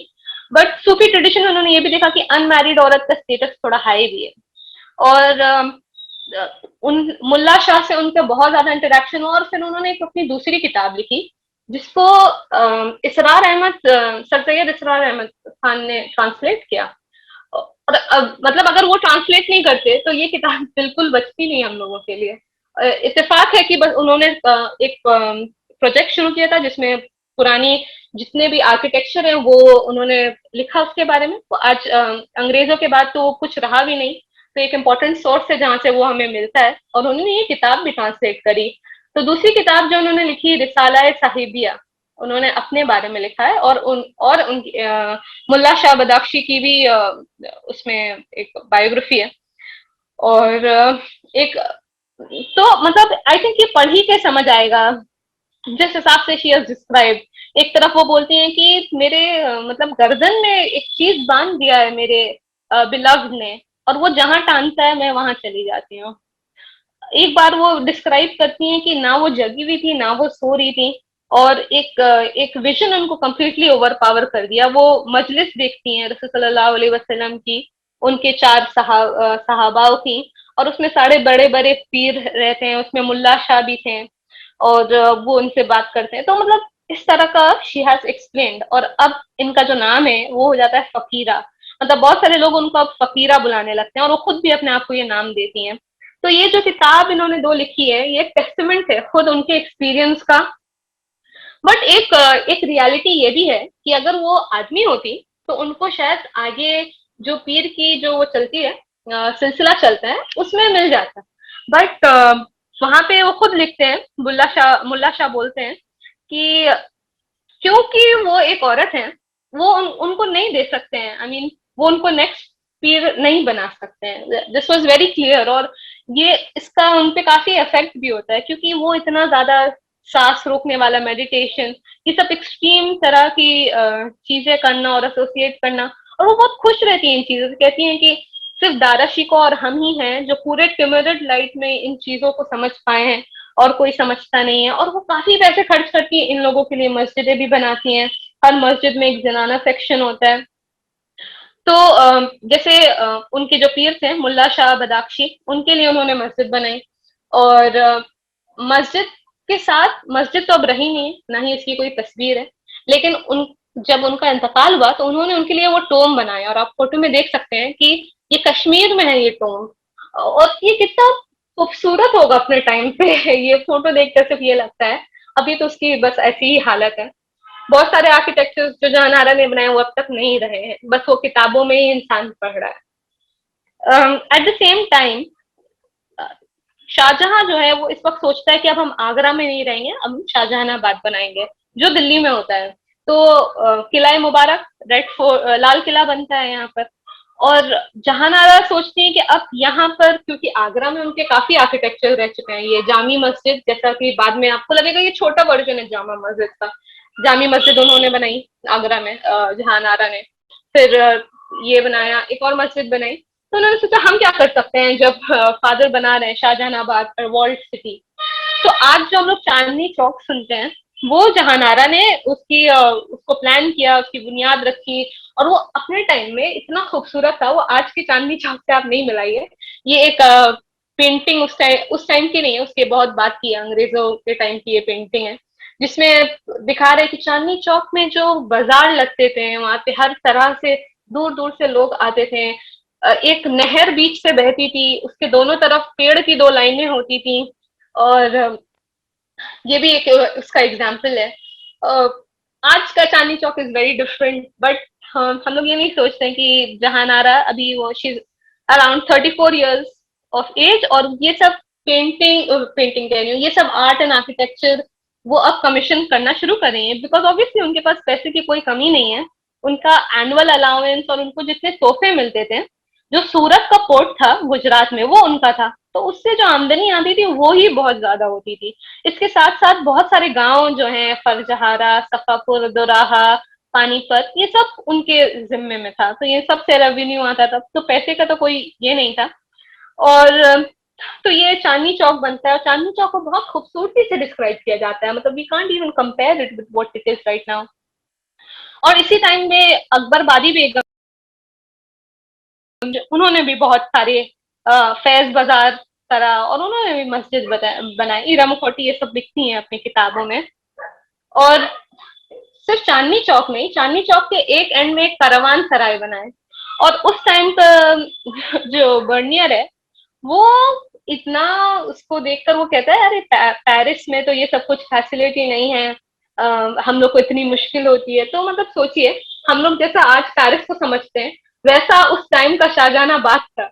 और ना औरतों के ओहदे और ना आर्किटेक्चर कोई कंपैरिजन में नहीं था वहां और यहाँ के, क्योंकि वहां से जो लोग आ रहे हैं वो दंग रह जा रहे हैं खूबसूरती को देखकर, चाहे वो कारवान सराय जो वो बनाती हैं उसकी हो, या चांदनी चौक की हो।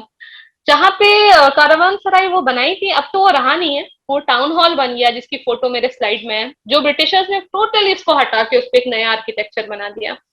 और इसी तरह से एक पब्लिक बाथ बनाती हैं जहाँ पे लोग नहा सकते हैं।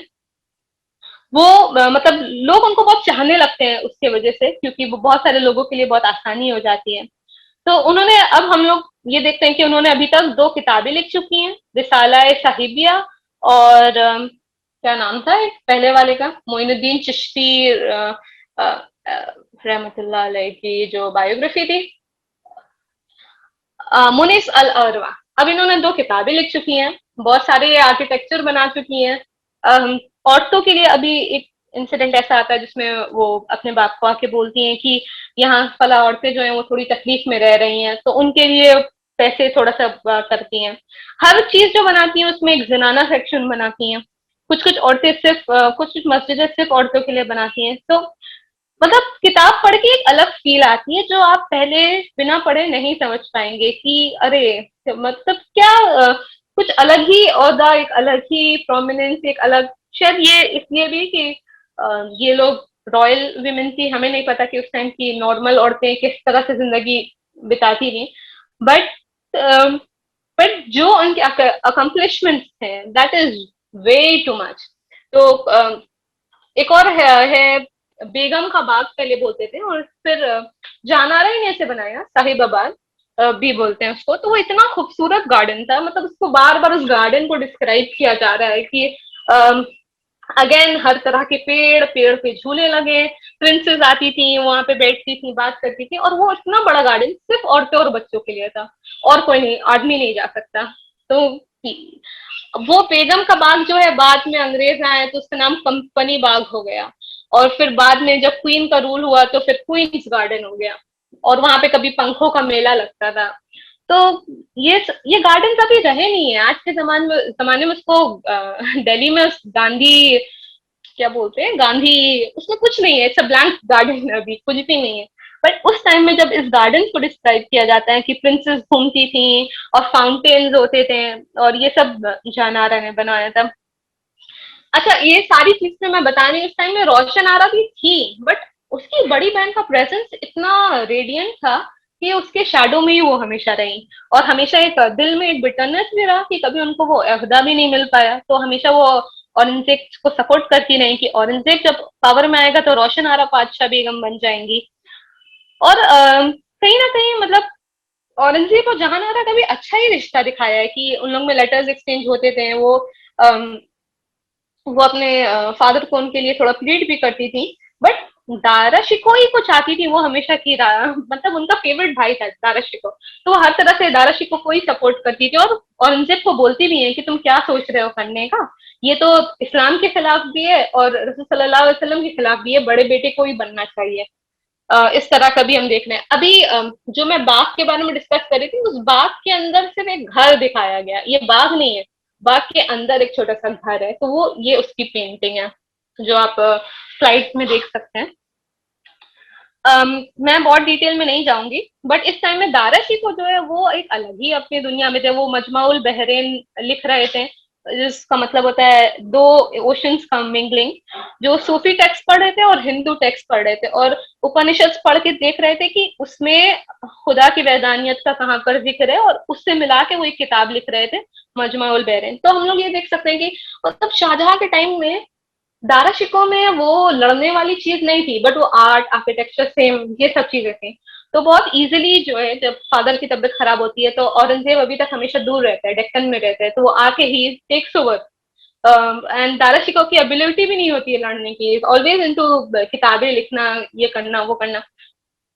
तो very quickly I am just going ahead. जैसा कि सना ने बताया कि हैरम हम लोग सोचते हैं कि एक छोटी सी जगह है जहाँ पे सिर्फ नाचने गाने के लिए औरतें होती हैं, लेकिन हरम मस्जिदुल हरम वाले हरम से आया है, जहाँ पे हर गलत चीज जो है वो प्रोहिबिटेड है, उस वाले आइडिया से आया है।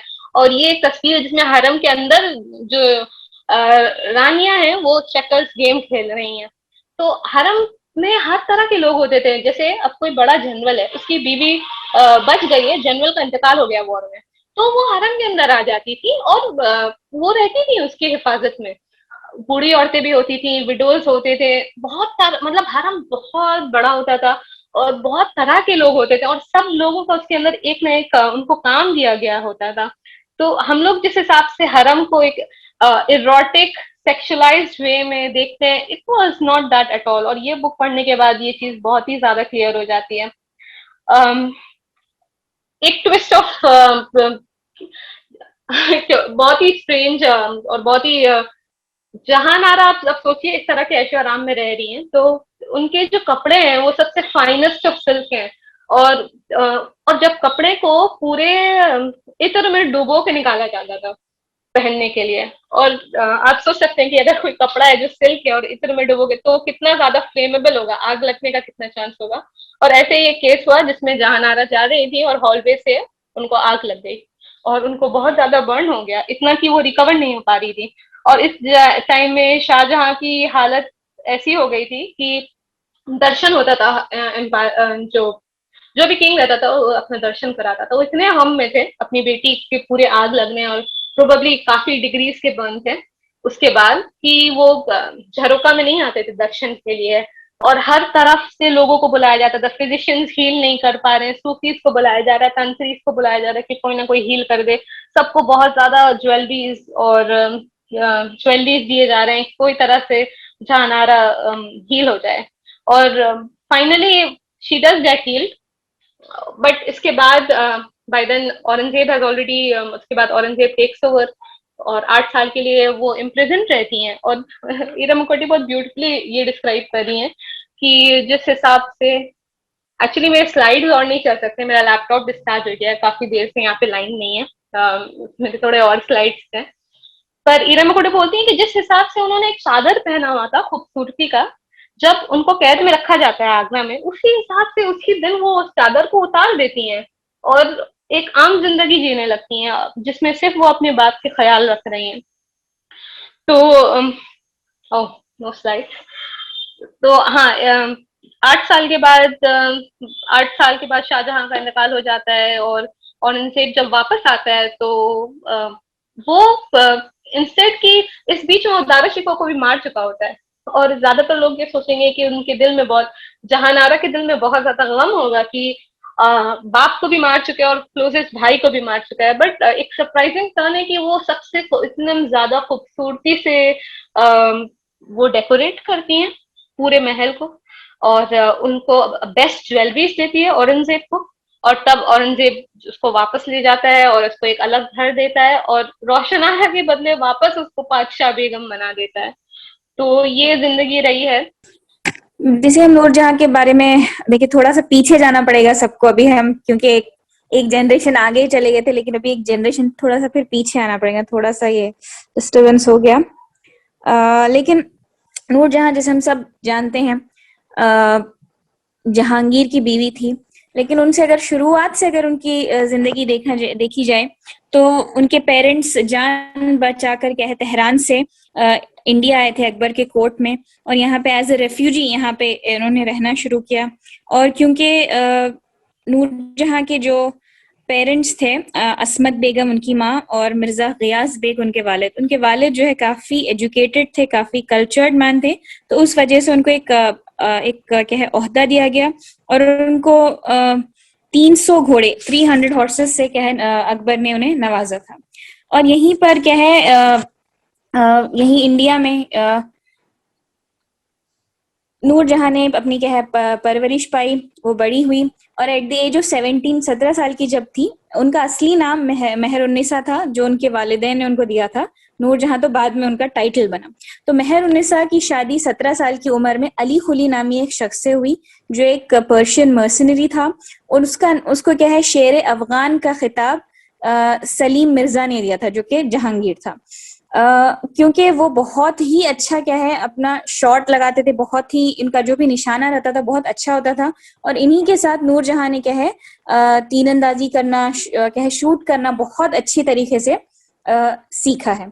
क्या है जहांगीर बाद में नूरजहां के बारे में लिखते हैं कि Nurjahan was such a good marks woman. वो इतना अच्छा निशाना लगाती थी कि बिल्कुल 6 शॉट में उन्होंने 4 क्या है टाइगर्स या लायंस को क्या है मार गिराया और एक भी शॉट मिस नहीं हुआ। तो उनकी तारीफ करते हुए बहुत फख्र से क्या है ये जहांगीर अपने जहांगीरनामा में लिखते हैं। और उनकी क्या है अपनी पहली शादी से मेहरुन्निसा यानी नूरजहां की एक बेटी थी जिसका नाम लाडली था, और लाडली के पैदा होने के 3 साल बाद वो उनके शौहर का इंतकाल हो गया और वो बहुत ही यंग एज पे क्या है विडो हो गई। और क्योंकि अभी जैसे सानिया ने बताया कि मुगल कोर्ट का ये था कल्चर था कि जो भी नोबल मैन होते हैं, जो भी लोग होते हैं, उनकी अगर बेवा औरतें हैं, बच्चे हैं, विडोज हैं, तो ये ये क्या है जनाने में लाई जाती थी, ये मुगल क्या है हाउस होल्ड का हिस्सा बन जाती थी।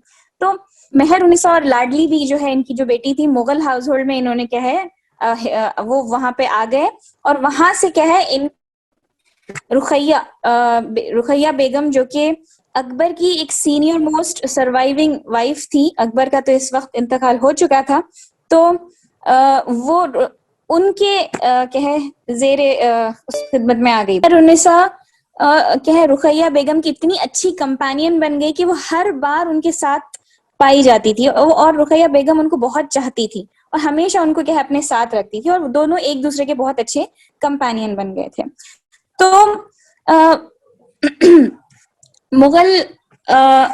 मुगलों का एक जो कल्चर था उसमें क्या है बहुत सारे फेस्टिवल्स मनाए जाते थे। उसमें एक बहुत बड़ा फेस्टिवल वो था कि नवरोज का फेस्टिवल। 1611 की बात है, 1611 ये साल था जहाँ पे नौरोज यानी ये पर्शियन न्यू ईयर था, जो स्प्रिंग टाइम यहाँ पे मनाया जाता था। एक बहुत ही लैविश और 18 डे बढ़ा ये क्या फेस्टिवल्स मनाया जाता था, जहाँ पे हर चीज डेकोरेट की जाती थी, कैंडल्स लगाए जाते थे। मैं ज्यादा डिटेल में नहीं जाऊंगी, लेकिन इसमें एक और एक खास चीज ये होती थी कि औरतों के लिए एक बहुत खास चीज होती थी, यहाँ पे एक मीना बाजार लगता था यहाँ। तो मीना बाजार में क्या स्टॉल्स लगे होते थे, हजारों कैंडल्स लगी होती, बहुत उसको खूबसूरती से सजाया जाता था।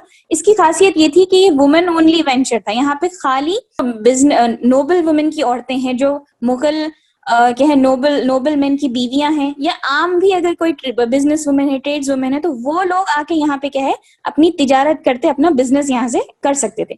और यहाँ पे कोई भी इस मीना बाजार में कोई दूसरा आदमी अलाउड नहीं था सिवाय बादशाह के, जो कि जहांगीर था। तो यहीं पे जहांगीर ने क्या है नूरजहां को यानी मेहर उन्निसा को देखा, क्योंकि यहाँ पे कोई आदमी अलाउड नहीं था, तो वो बहुत अनवील्ड रहते थे, बहुत अच्छा ड्रेसअप करके वो वहां पे आते थे। तो यहीं पर क्या है जहांगीर ने मेहर उन्निसा को देखा, और उनकी ब्यूटी से, उनके चार्म से, ग्रेस से वो इतना इम्प्रेस हुए कि विदिन 2 मंथ्स, ये मीना बाजार के विदिन 2 मंथ्स उन्होंने क्या है नूरजहां से शादी कर ली, मेहर उन्निसा से शादी कर ली, और उनको खिताब दिया, उनको टाइटल दिया नूर महल के नाम से। नूर महल यानी लाइट ऑफ द पैलेस। और फिर कुछ ही महीनों के बाद क्या है उनका नाम, सॉरी बाय 1616 5 इयर्स के बाद उनका नाम नूर जहां हो गया, यानी लाइट ऑफ द वर्ल्ड, ये दुनिया का नूर है। तो इन दोनों की क्या है कोई औलाद नहीं थी, और ये नूर महल और नूर जहां भी किस चीज से मिरर कर रहा था, क्योंकि जहांगीर का भी एक टाइटल था Nuruddin, light of the faith, ईमान की नूर, तो उससे इनका क्या है नाम मिरर कर रहा था। और कुछ ही क्या है सालों के बाद ये इतना इनका स्ट्रॉन्ग होल्ड हो गया था, इतना ये इन्फ्लुएंशियल लेडी बन गई थी कि ये खुद अपने क्या है रॉयल फरमान जो है शाही फरमान ये जारी किया करती थी, और उनका अपना खुद क्या है सील उस पे होता था। और ये इनके नाम से, जैसे अभी हमने पहले अभी बोला, सना मैंने भी बोला और सानिया ने भी बोला कि इनके नाम से सिक्के क्या है मिंट किए जाते थे। और ये एक ऐसी औरत थी, ना सिर्फ एक पावर होल्ड करती थी बल्कि बहुत बड़ी एक बिजनेस वुमेन थी। ये बहुत ज्यादा अपने आप को ट्रेड में इन्वॉल्व रखती थी। इन्होंने क्या है बहुत सारे चीजों को, बहुत सारे बिल्डिंग्स कंस्ट्रक्ट किए, और यहाँ तक कि जब भी कोई बादशाह आता या कोई मैन ऑफ इम्पोर्टेंस अगर आता तो ड्रम्स बीट किए जाते थे। तो ये one of the few women, एक एक्सेप्शनल केस था कि जब नूरजहां भी आती तो उनके क्या है इस्तकबाल में, उनके वेलकम में क्या है ड्रम्स बीट किए जाते थे। और ऐसा भी वक्त होता था कि जब ये क्या है एक जाली से, ये बालकनी से क्या है जो नोबल मैन हैं उनको अपनी बात बताती थी, उनको हुक्म किया करती थी पर्दे के पीछे से।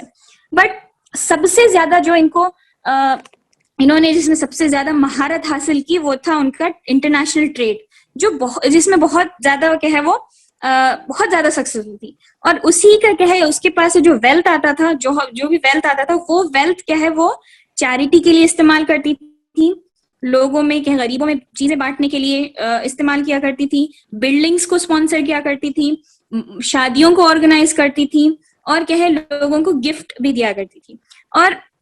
और इतने अजीम ग्रेट स्केल पे ये होता था कि शायद ही किसी मुगल औरत ने इस स्केल पे किया होगा।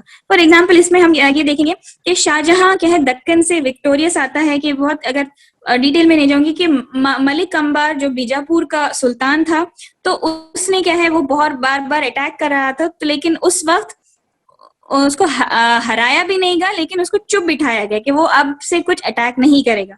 तो वो जब वापस आता है अपने घर शाहजहां, तो नूरजहां एक बहुत ही लाविश फीस्ट तैयार करती है, बहुत बड़ी दावत ये देती है, और शाहजहां को एक रोब्स ऑफ ऑनर देती है, और इतने क्या है उनको एक पगड़ी, एक टर्बन देती है जो पर्ल्स से भरी होती है, एक वेस्ट बेल्ट देती है जो पर्ल्स से भरा होता है, और हॉर्सेस देती है जो जिसके ज्वेल्ड क्या है सैडल्स होते हैं, और हाथी देते हैं, और यहाँ ये तो शाहजहां का हो गया। फिर उनके बीवियों को, उनके बच्चों को, यहाँ तक कि उनके सर्वेंट्स को भी क्या है ये क्लॉथ देती हैं, और बहुत सारा अच्छे से क्या है इनका इस्तेमाल करती हैं।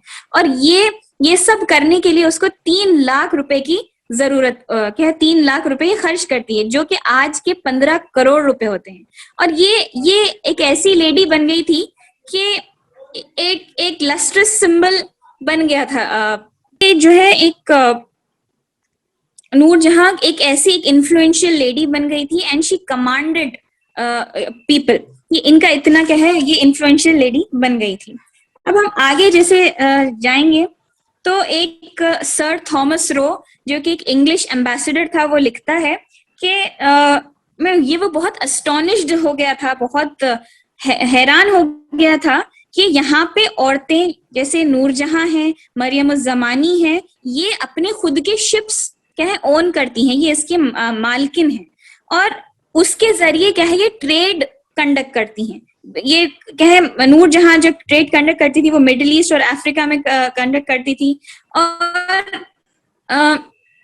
वो ये भी लिखता है कि हम उसको वो जो चीजें अजीब दिखी उसने वो लिखा कि यहाँ पे फीमेल गार्ड्स का भी क्या है एक तरीका उसने देखा जो कहीं और उसने नहीं देखा था। तो फीमेल गार्ड्स थी जो क्या है मैनली वेपन्स लिए खड़ी होती थी बादशाह को प्रोटेक्ट करते हुए, उसने लिखा। और ये लिखता है कि असल में मुगल जहांगीर के वक्त क्या है वो एक रॉयल फरमान, exclusive rights to trade complete उसके पास नहीं थे, उसके लिए क्या है वो बार बार क्या है उसको डिक्लाइन किया जा रहा था। लेकिन वो बाद में रियलाइज करता है कि जो असल पावर है वो नूरजहां के हाथ में है। अगर मैं इसको प्लीज करूंगा, मैं नूरजहां को प्लीज करूंगा, अगर इसका दिल मैं जीत लूं तो क्या होगा, मुझे क्या है एक्सेप्ट किया जाएगा ऑफिशियली। तो वो फिर वहां से क्या है कोशिशें करता है नूरजहां के भाई आसिफ खान के थ्रू कोशिशें करता है, फिर भी क्या है उसकी कोशिशें कंप्लीटली कामयाब नहीं होती, लेकिन ही गेट्स सम राइट्स, और सूरत में पहली एक इंग्लिश फैक्ट्री खड़ी हो जाती है। और वो ये भी लिखता है कि मैंने ये देखा कि यहाँ पे औरतों को एक इंग्रेडिएंट या बस एक चीज की तरह क्या है यहाँ पे ट्रीट नहीं किया जाता, बल्कि ये खुद एक अपने आप में एक क्या है अपनी एक हैसियत रखती है, एक पोजीशन रखती हैं। थॉमस क्या है सर थॉमस रो ये लिखता है, ये ट्रेड भी करती है अपने शिप्स के जरिए, फिर बोर्ड्स भूटान से, बंगाल से आते हैं, उसके ऊपर वो ड्यूटीज भी कलेक्ट करती है। वहां पे क्या है इनके ऑफिसर्स ने क्या है अपने सराय बना लिए थे, और सराय के जरिए वहां पे क्या है वो रुक कर जो भी माल वहां पे आता था, जो भी गुड्स वहां पे आते थे, उसके क्या है टैक्सेस वो कलेक्ट करती थी। और वो जो टैक्सेस आते थे वो पैसा फिर अपने क्या है इंडिगो में इन्वेस्ट करती थी, और कपड़ों में, एम्ब्रॉयडर्ड क्लॉथ्स कपड़ों में क्या है वो अपना पैसा इन्वेस्ट किया करती थी। अगर हम फिर ये भी देखेंगे कि how she was as a companion to Jahangir इससे पहले नूरजहां से पहले बहुत ही एक क्या है एक मैरिड आदमी था, उसके पास बहुत बीवियां थी, लेकिन क्या है नूरजहां के बाद जहांगीर ने किसी और लेडी से, किसी और औरत से क्या है उसने शादी नहीं की। तो इन्होंने शादी नहीं की कि एक आइडियल कंपेनियन थी जहांगीर की, बहुत ही एक मैच्योर और जो समझती थी। जहांगीर का एक बहुत ही ड्रिंकिंग प्रॉब्लम था, ये 20 कप एक दिन में पिया करते थे। It was eventually reduced to 6 cups a day. Which was, फिर उसके बाद वो 6 से 3 पर आ गए। और इसमें क्या है, नूर जहां का बहुत एफर्ट था। एक है पेलसाट ये लिखते हैं कि नूर जहां जहांगीर का इतना केयर करती थी जैसा एक बच्चे का केयर किया जाता है, वैसा वो ख्याल किया करती थी। और ऑफन वो क्या है, हंट पे भी जाती थी, जैसे हम बोले कि वो बहुत अच्छी मार्क्स वुमन थी, बहुत उनका निशाना चूकता कभी नहीं था। और इन्होंने जो चीजें इन्वेंट की हैं, जो चीजें दुनिया को बताई है, वो है फर्शे चांदनी। कितने बार हमारे घरों में दावतें होती हैं, या फ्यूनरल भी हो या अच्छा मौका भी हो, हमारे घरों में क्या है, एक वाइट चांदनी जमीन पर बिछाई जाती है। तो फर्शे चांदनी भी क्या है, नूरजहां की एक इजाद थी, उनका इन्वेंशन था। She love the colour white, उनको कलर वाइट बहुत पसंद था। तो उन्होंने क्या है, फर्शे चांदनी का क्या है इस्तेमाल करना शुरू किया, and it became so common कि अब वो अब तक हम तक पहुंचा, और हम भी हमारे घरों में आज तक वो इस्तेमाल करते हैं। फिर उन्होंने एक कपड़ा इन्वेंट किया जिसका नाम उन्होंने दोदामिनी रखा, और वो इतना बहुत ही लाइट वेट कपड़ा था। और एक कपड़ा जो उन्होंने इन्वेंट किया वो था पचतोलिया। वो कपड़ा खास सर के लिए था, हेड कवरिंग के लिए था, और वो भी बहुत ही क्या है लाइट वेट था। ये कहा बिल्कुल 5 तोले उसका वजन था, दैट इज 50 ग्राम्स। तो इनकी माँ भी क्या है जो कि असमत बेगम इनका नाम था, उन्होंने भी क्या है परफ्यूम्स बनाए, रोज परफ्यूम, जो कि जहांगीर को बहुत ज्यादा पसंद आए। फिर अब हम देखेंगे कि इन्होंने कंस्ट्रक्शन क्या क्या किया, है ना। कंस्ट्रक्शन में 1616 में 1616 में उन्होंने नूर मंजिल गार्डन बनाया आगरा में, जिसके लिए उन्होंने 2 लाख रुपए उस वक्त के खर्च किए थे।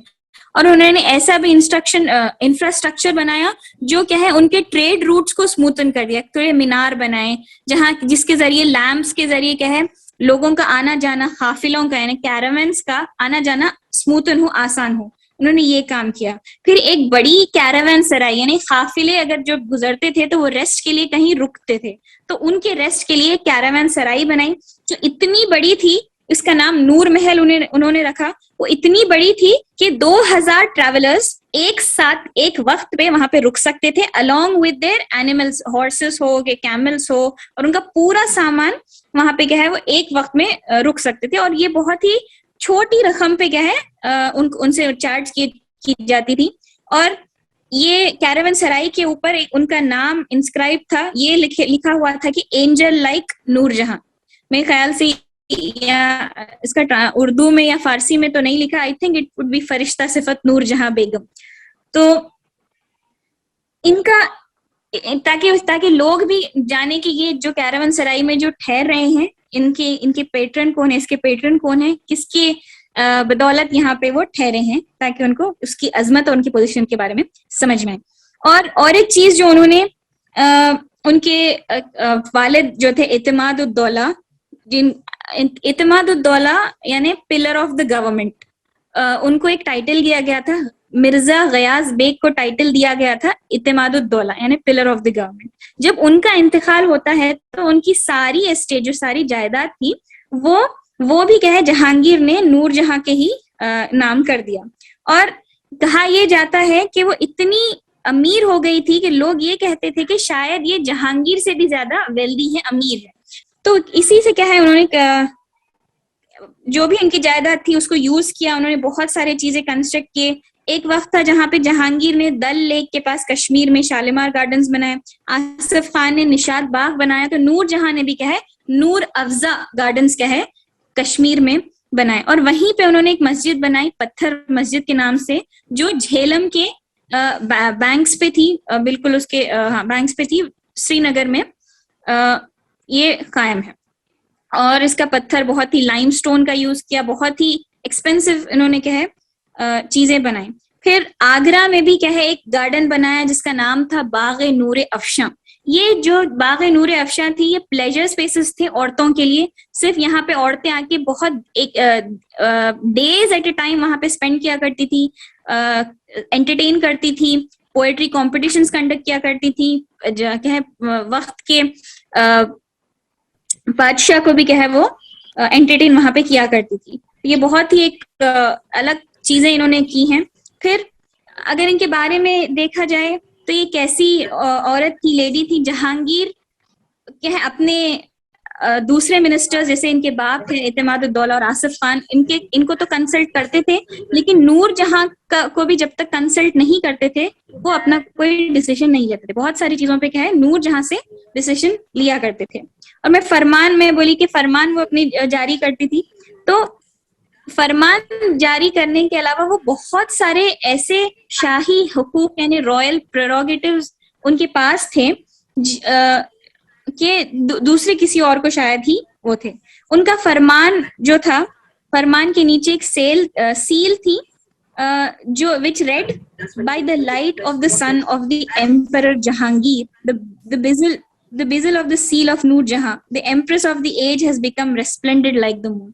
इतना eloquently लिखा गया, इतना beautifully लिखा गया। मैं एक रफ अगर इसका ट्रांसलेशन करूं कि ये कहती हैं कि ये जो फरमान है उस नूर से क्या है, उस नूर का ये फरमान है जिस क्या है फ्रॉम द सन, यानी एम्परर जहांगीर को वो सन बता रही हैं जिसकी रोशनी उन पर पड़ी है एंड वो चमक रही है एक मून की तरह, एक चांद की तरह।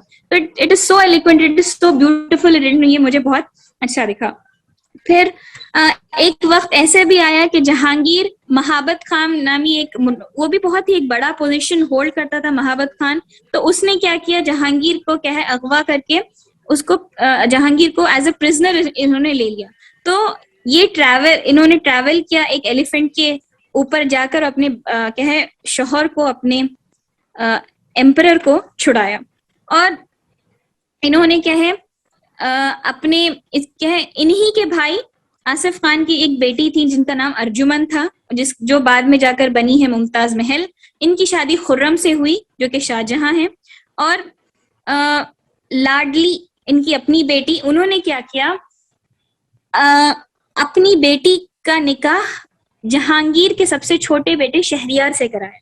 यहाँ पे रूबी लाल की किताब है जो सिर्फ नूरजहां के ऊपर उन्होंने लिखी है, तो उसमें ये पूरी एक आखिरी कोशिश करती है कि अगर जहांगीर ना रहे तो शाहजहां के बदल क्या है शहरियार को क्या है लोग तरजीह दें। वो कोशिश करती है, वो प्लान उनका कामयाब नहीं होता, बट शी यूजेस हर विट कि वो एक एस्ट्यूट पॉलिटिशियन भी यहाँ पे साबित होती हैं।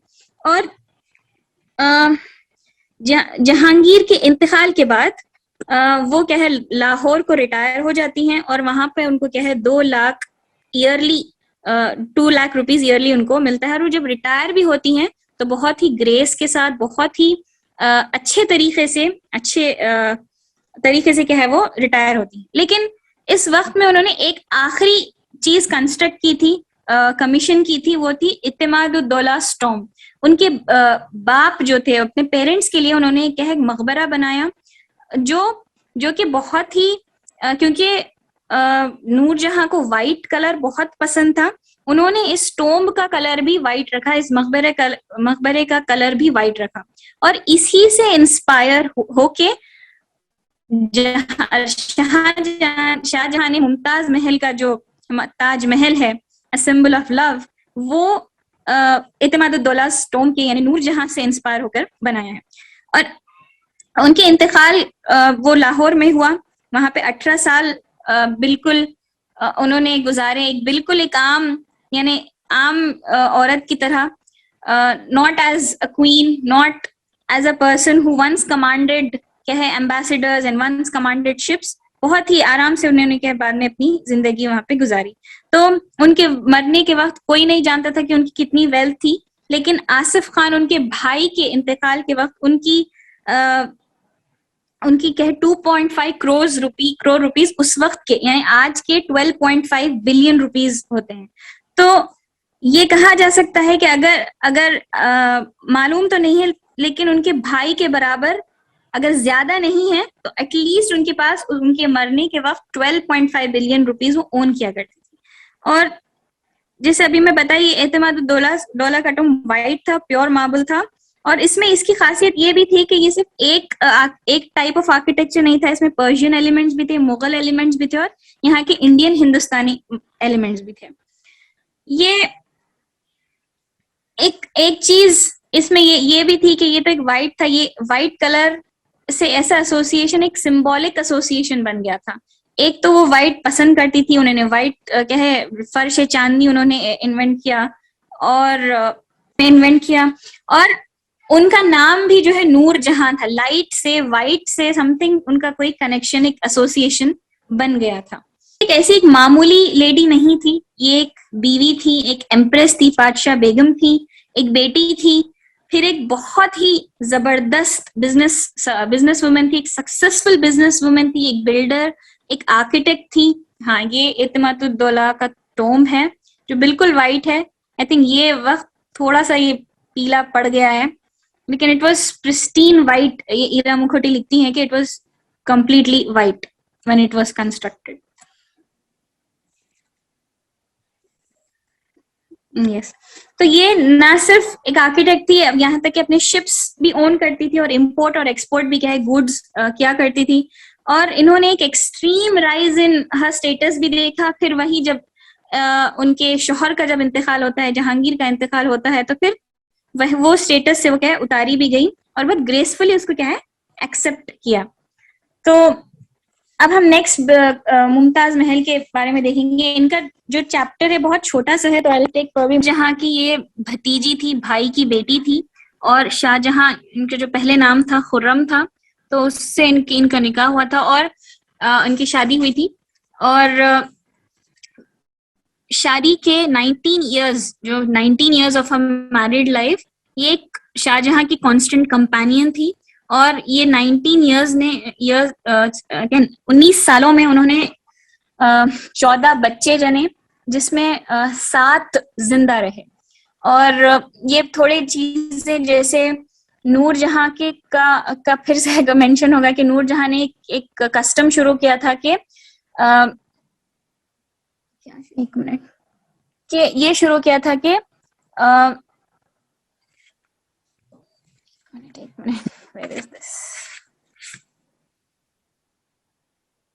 चैरिटी का जो कस्टम शुरू किया था, शादियां कराने की, गरीब लड़कियों की शादी कराने का नूरजहां ने कस्टम शुरू किया था। तो मुमताज महल ने उसको क्या है कंटिन्यू रखा। फिर जो भी इनके इतने बच्चे थे 19 इयर्स में 14 चिल्ड्रन, तो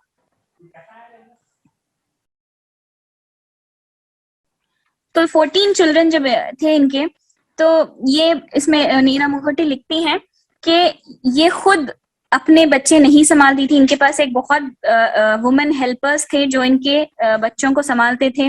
उनके पास एजुकेटर्स थे। एक वेट नर्स का नाम लिखा गया है यहाँ पे, जहां आरा की वेट नर्स थी जिनका नाम हुरी खानम बेगम था। और वो बहुत ही एक नोबल मैन की, एक अकम्प्लिश्ड कोटियर की वाइफ थी, जो जहां आरा को दूध पिलाया करती थी। और एक लेडी का नाम यहाँ पे मेंशन किया गया है, उनका नाम था सतीउन्निसा खानम।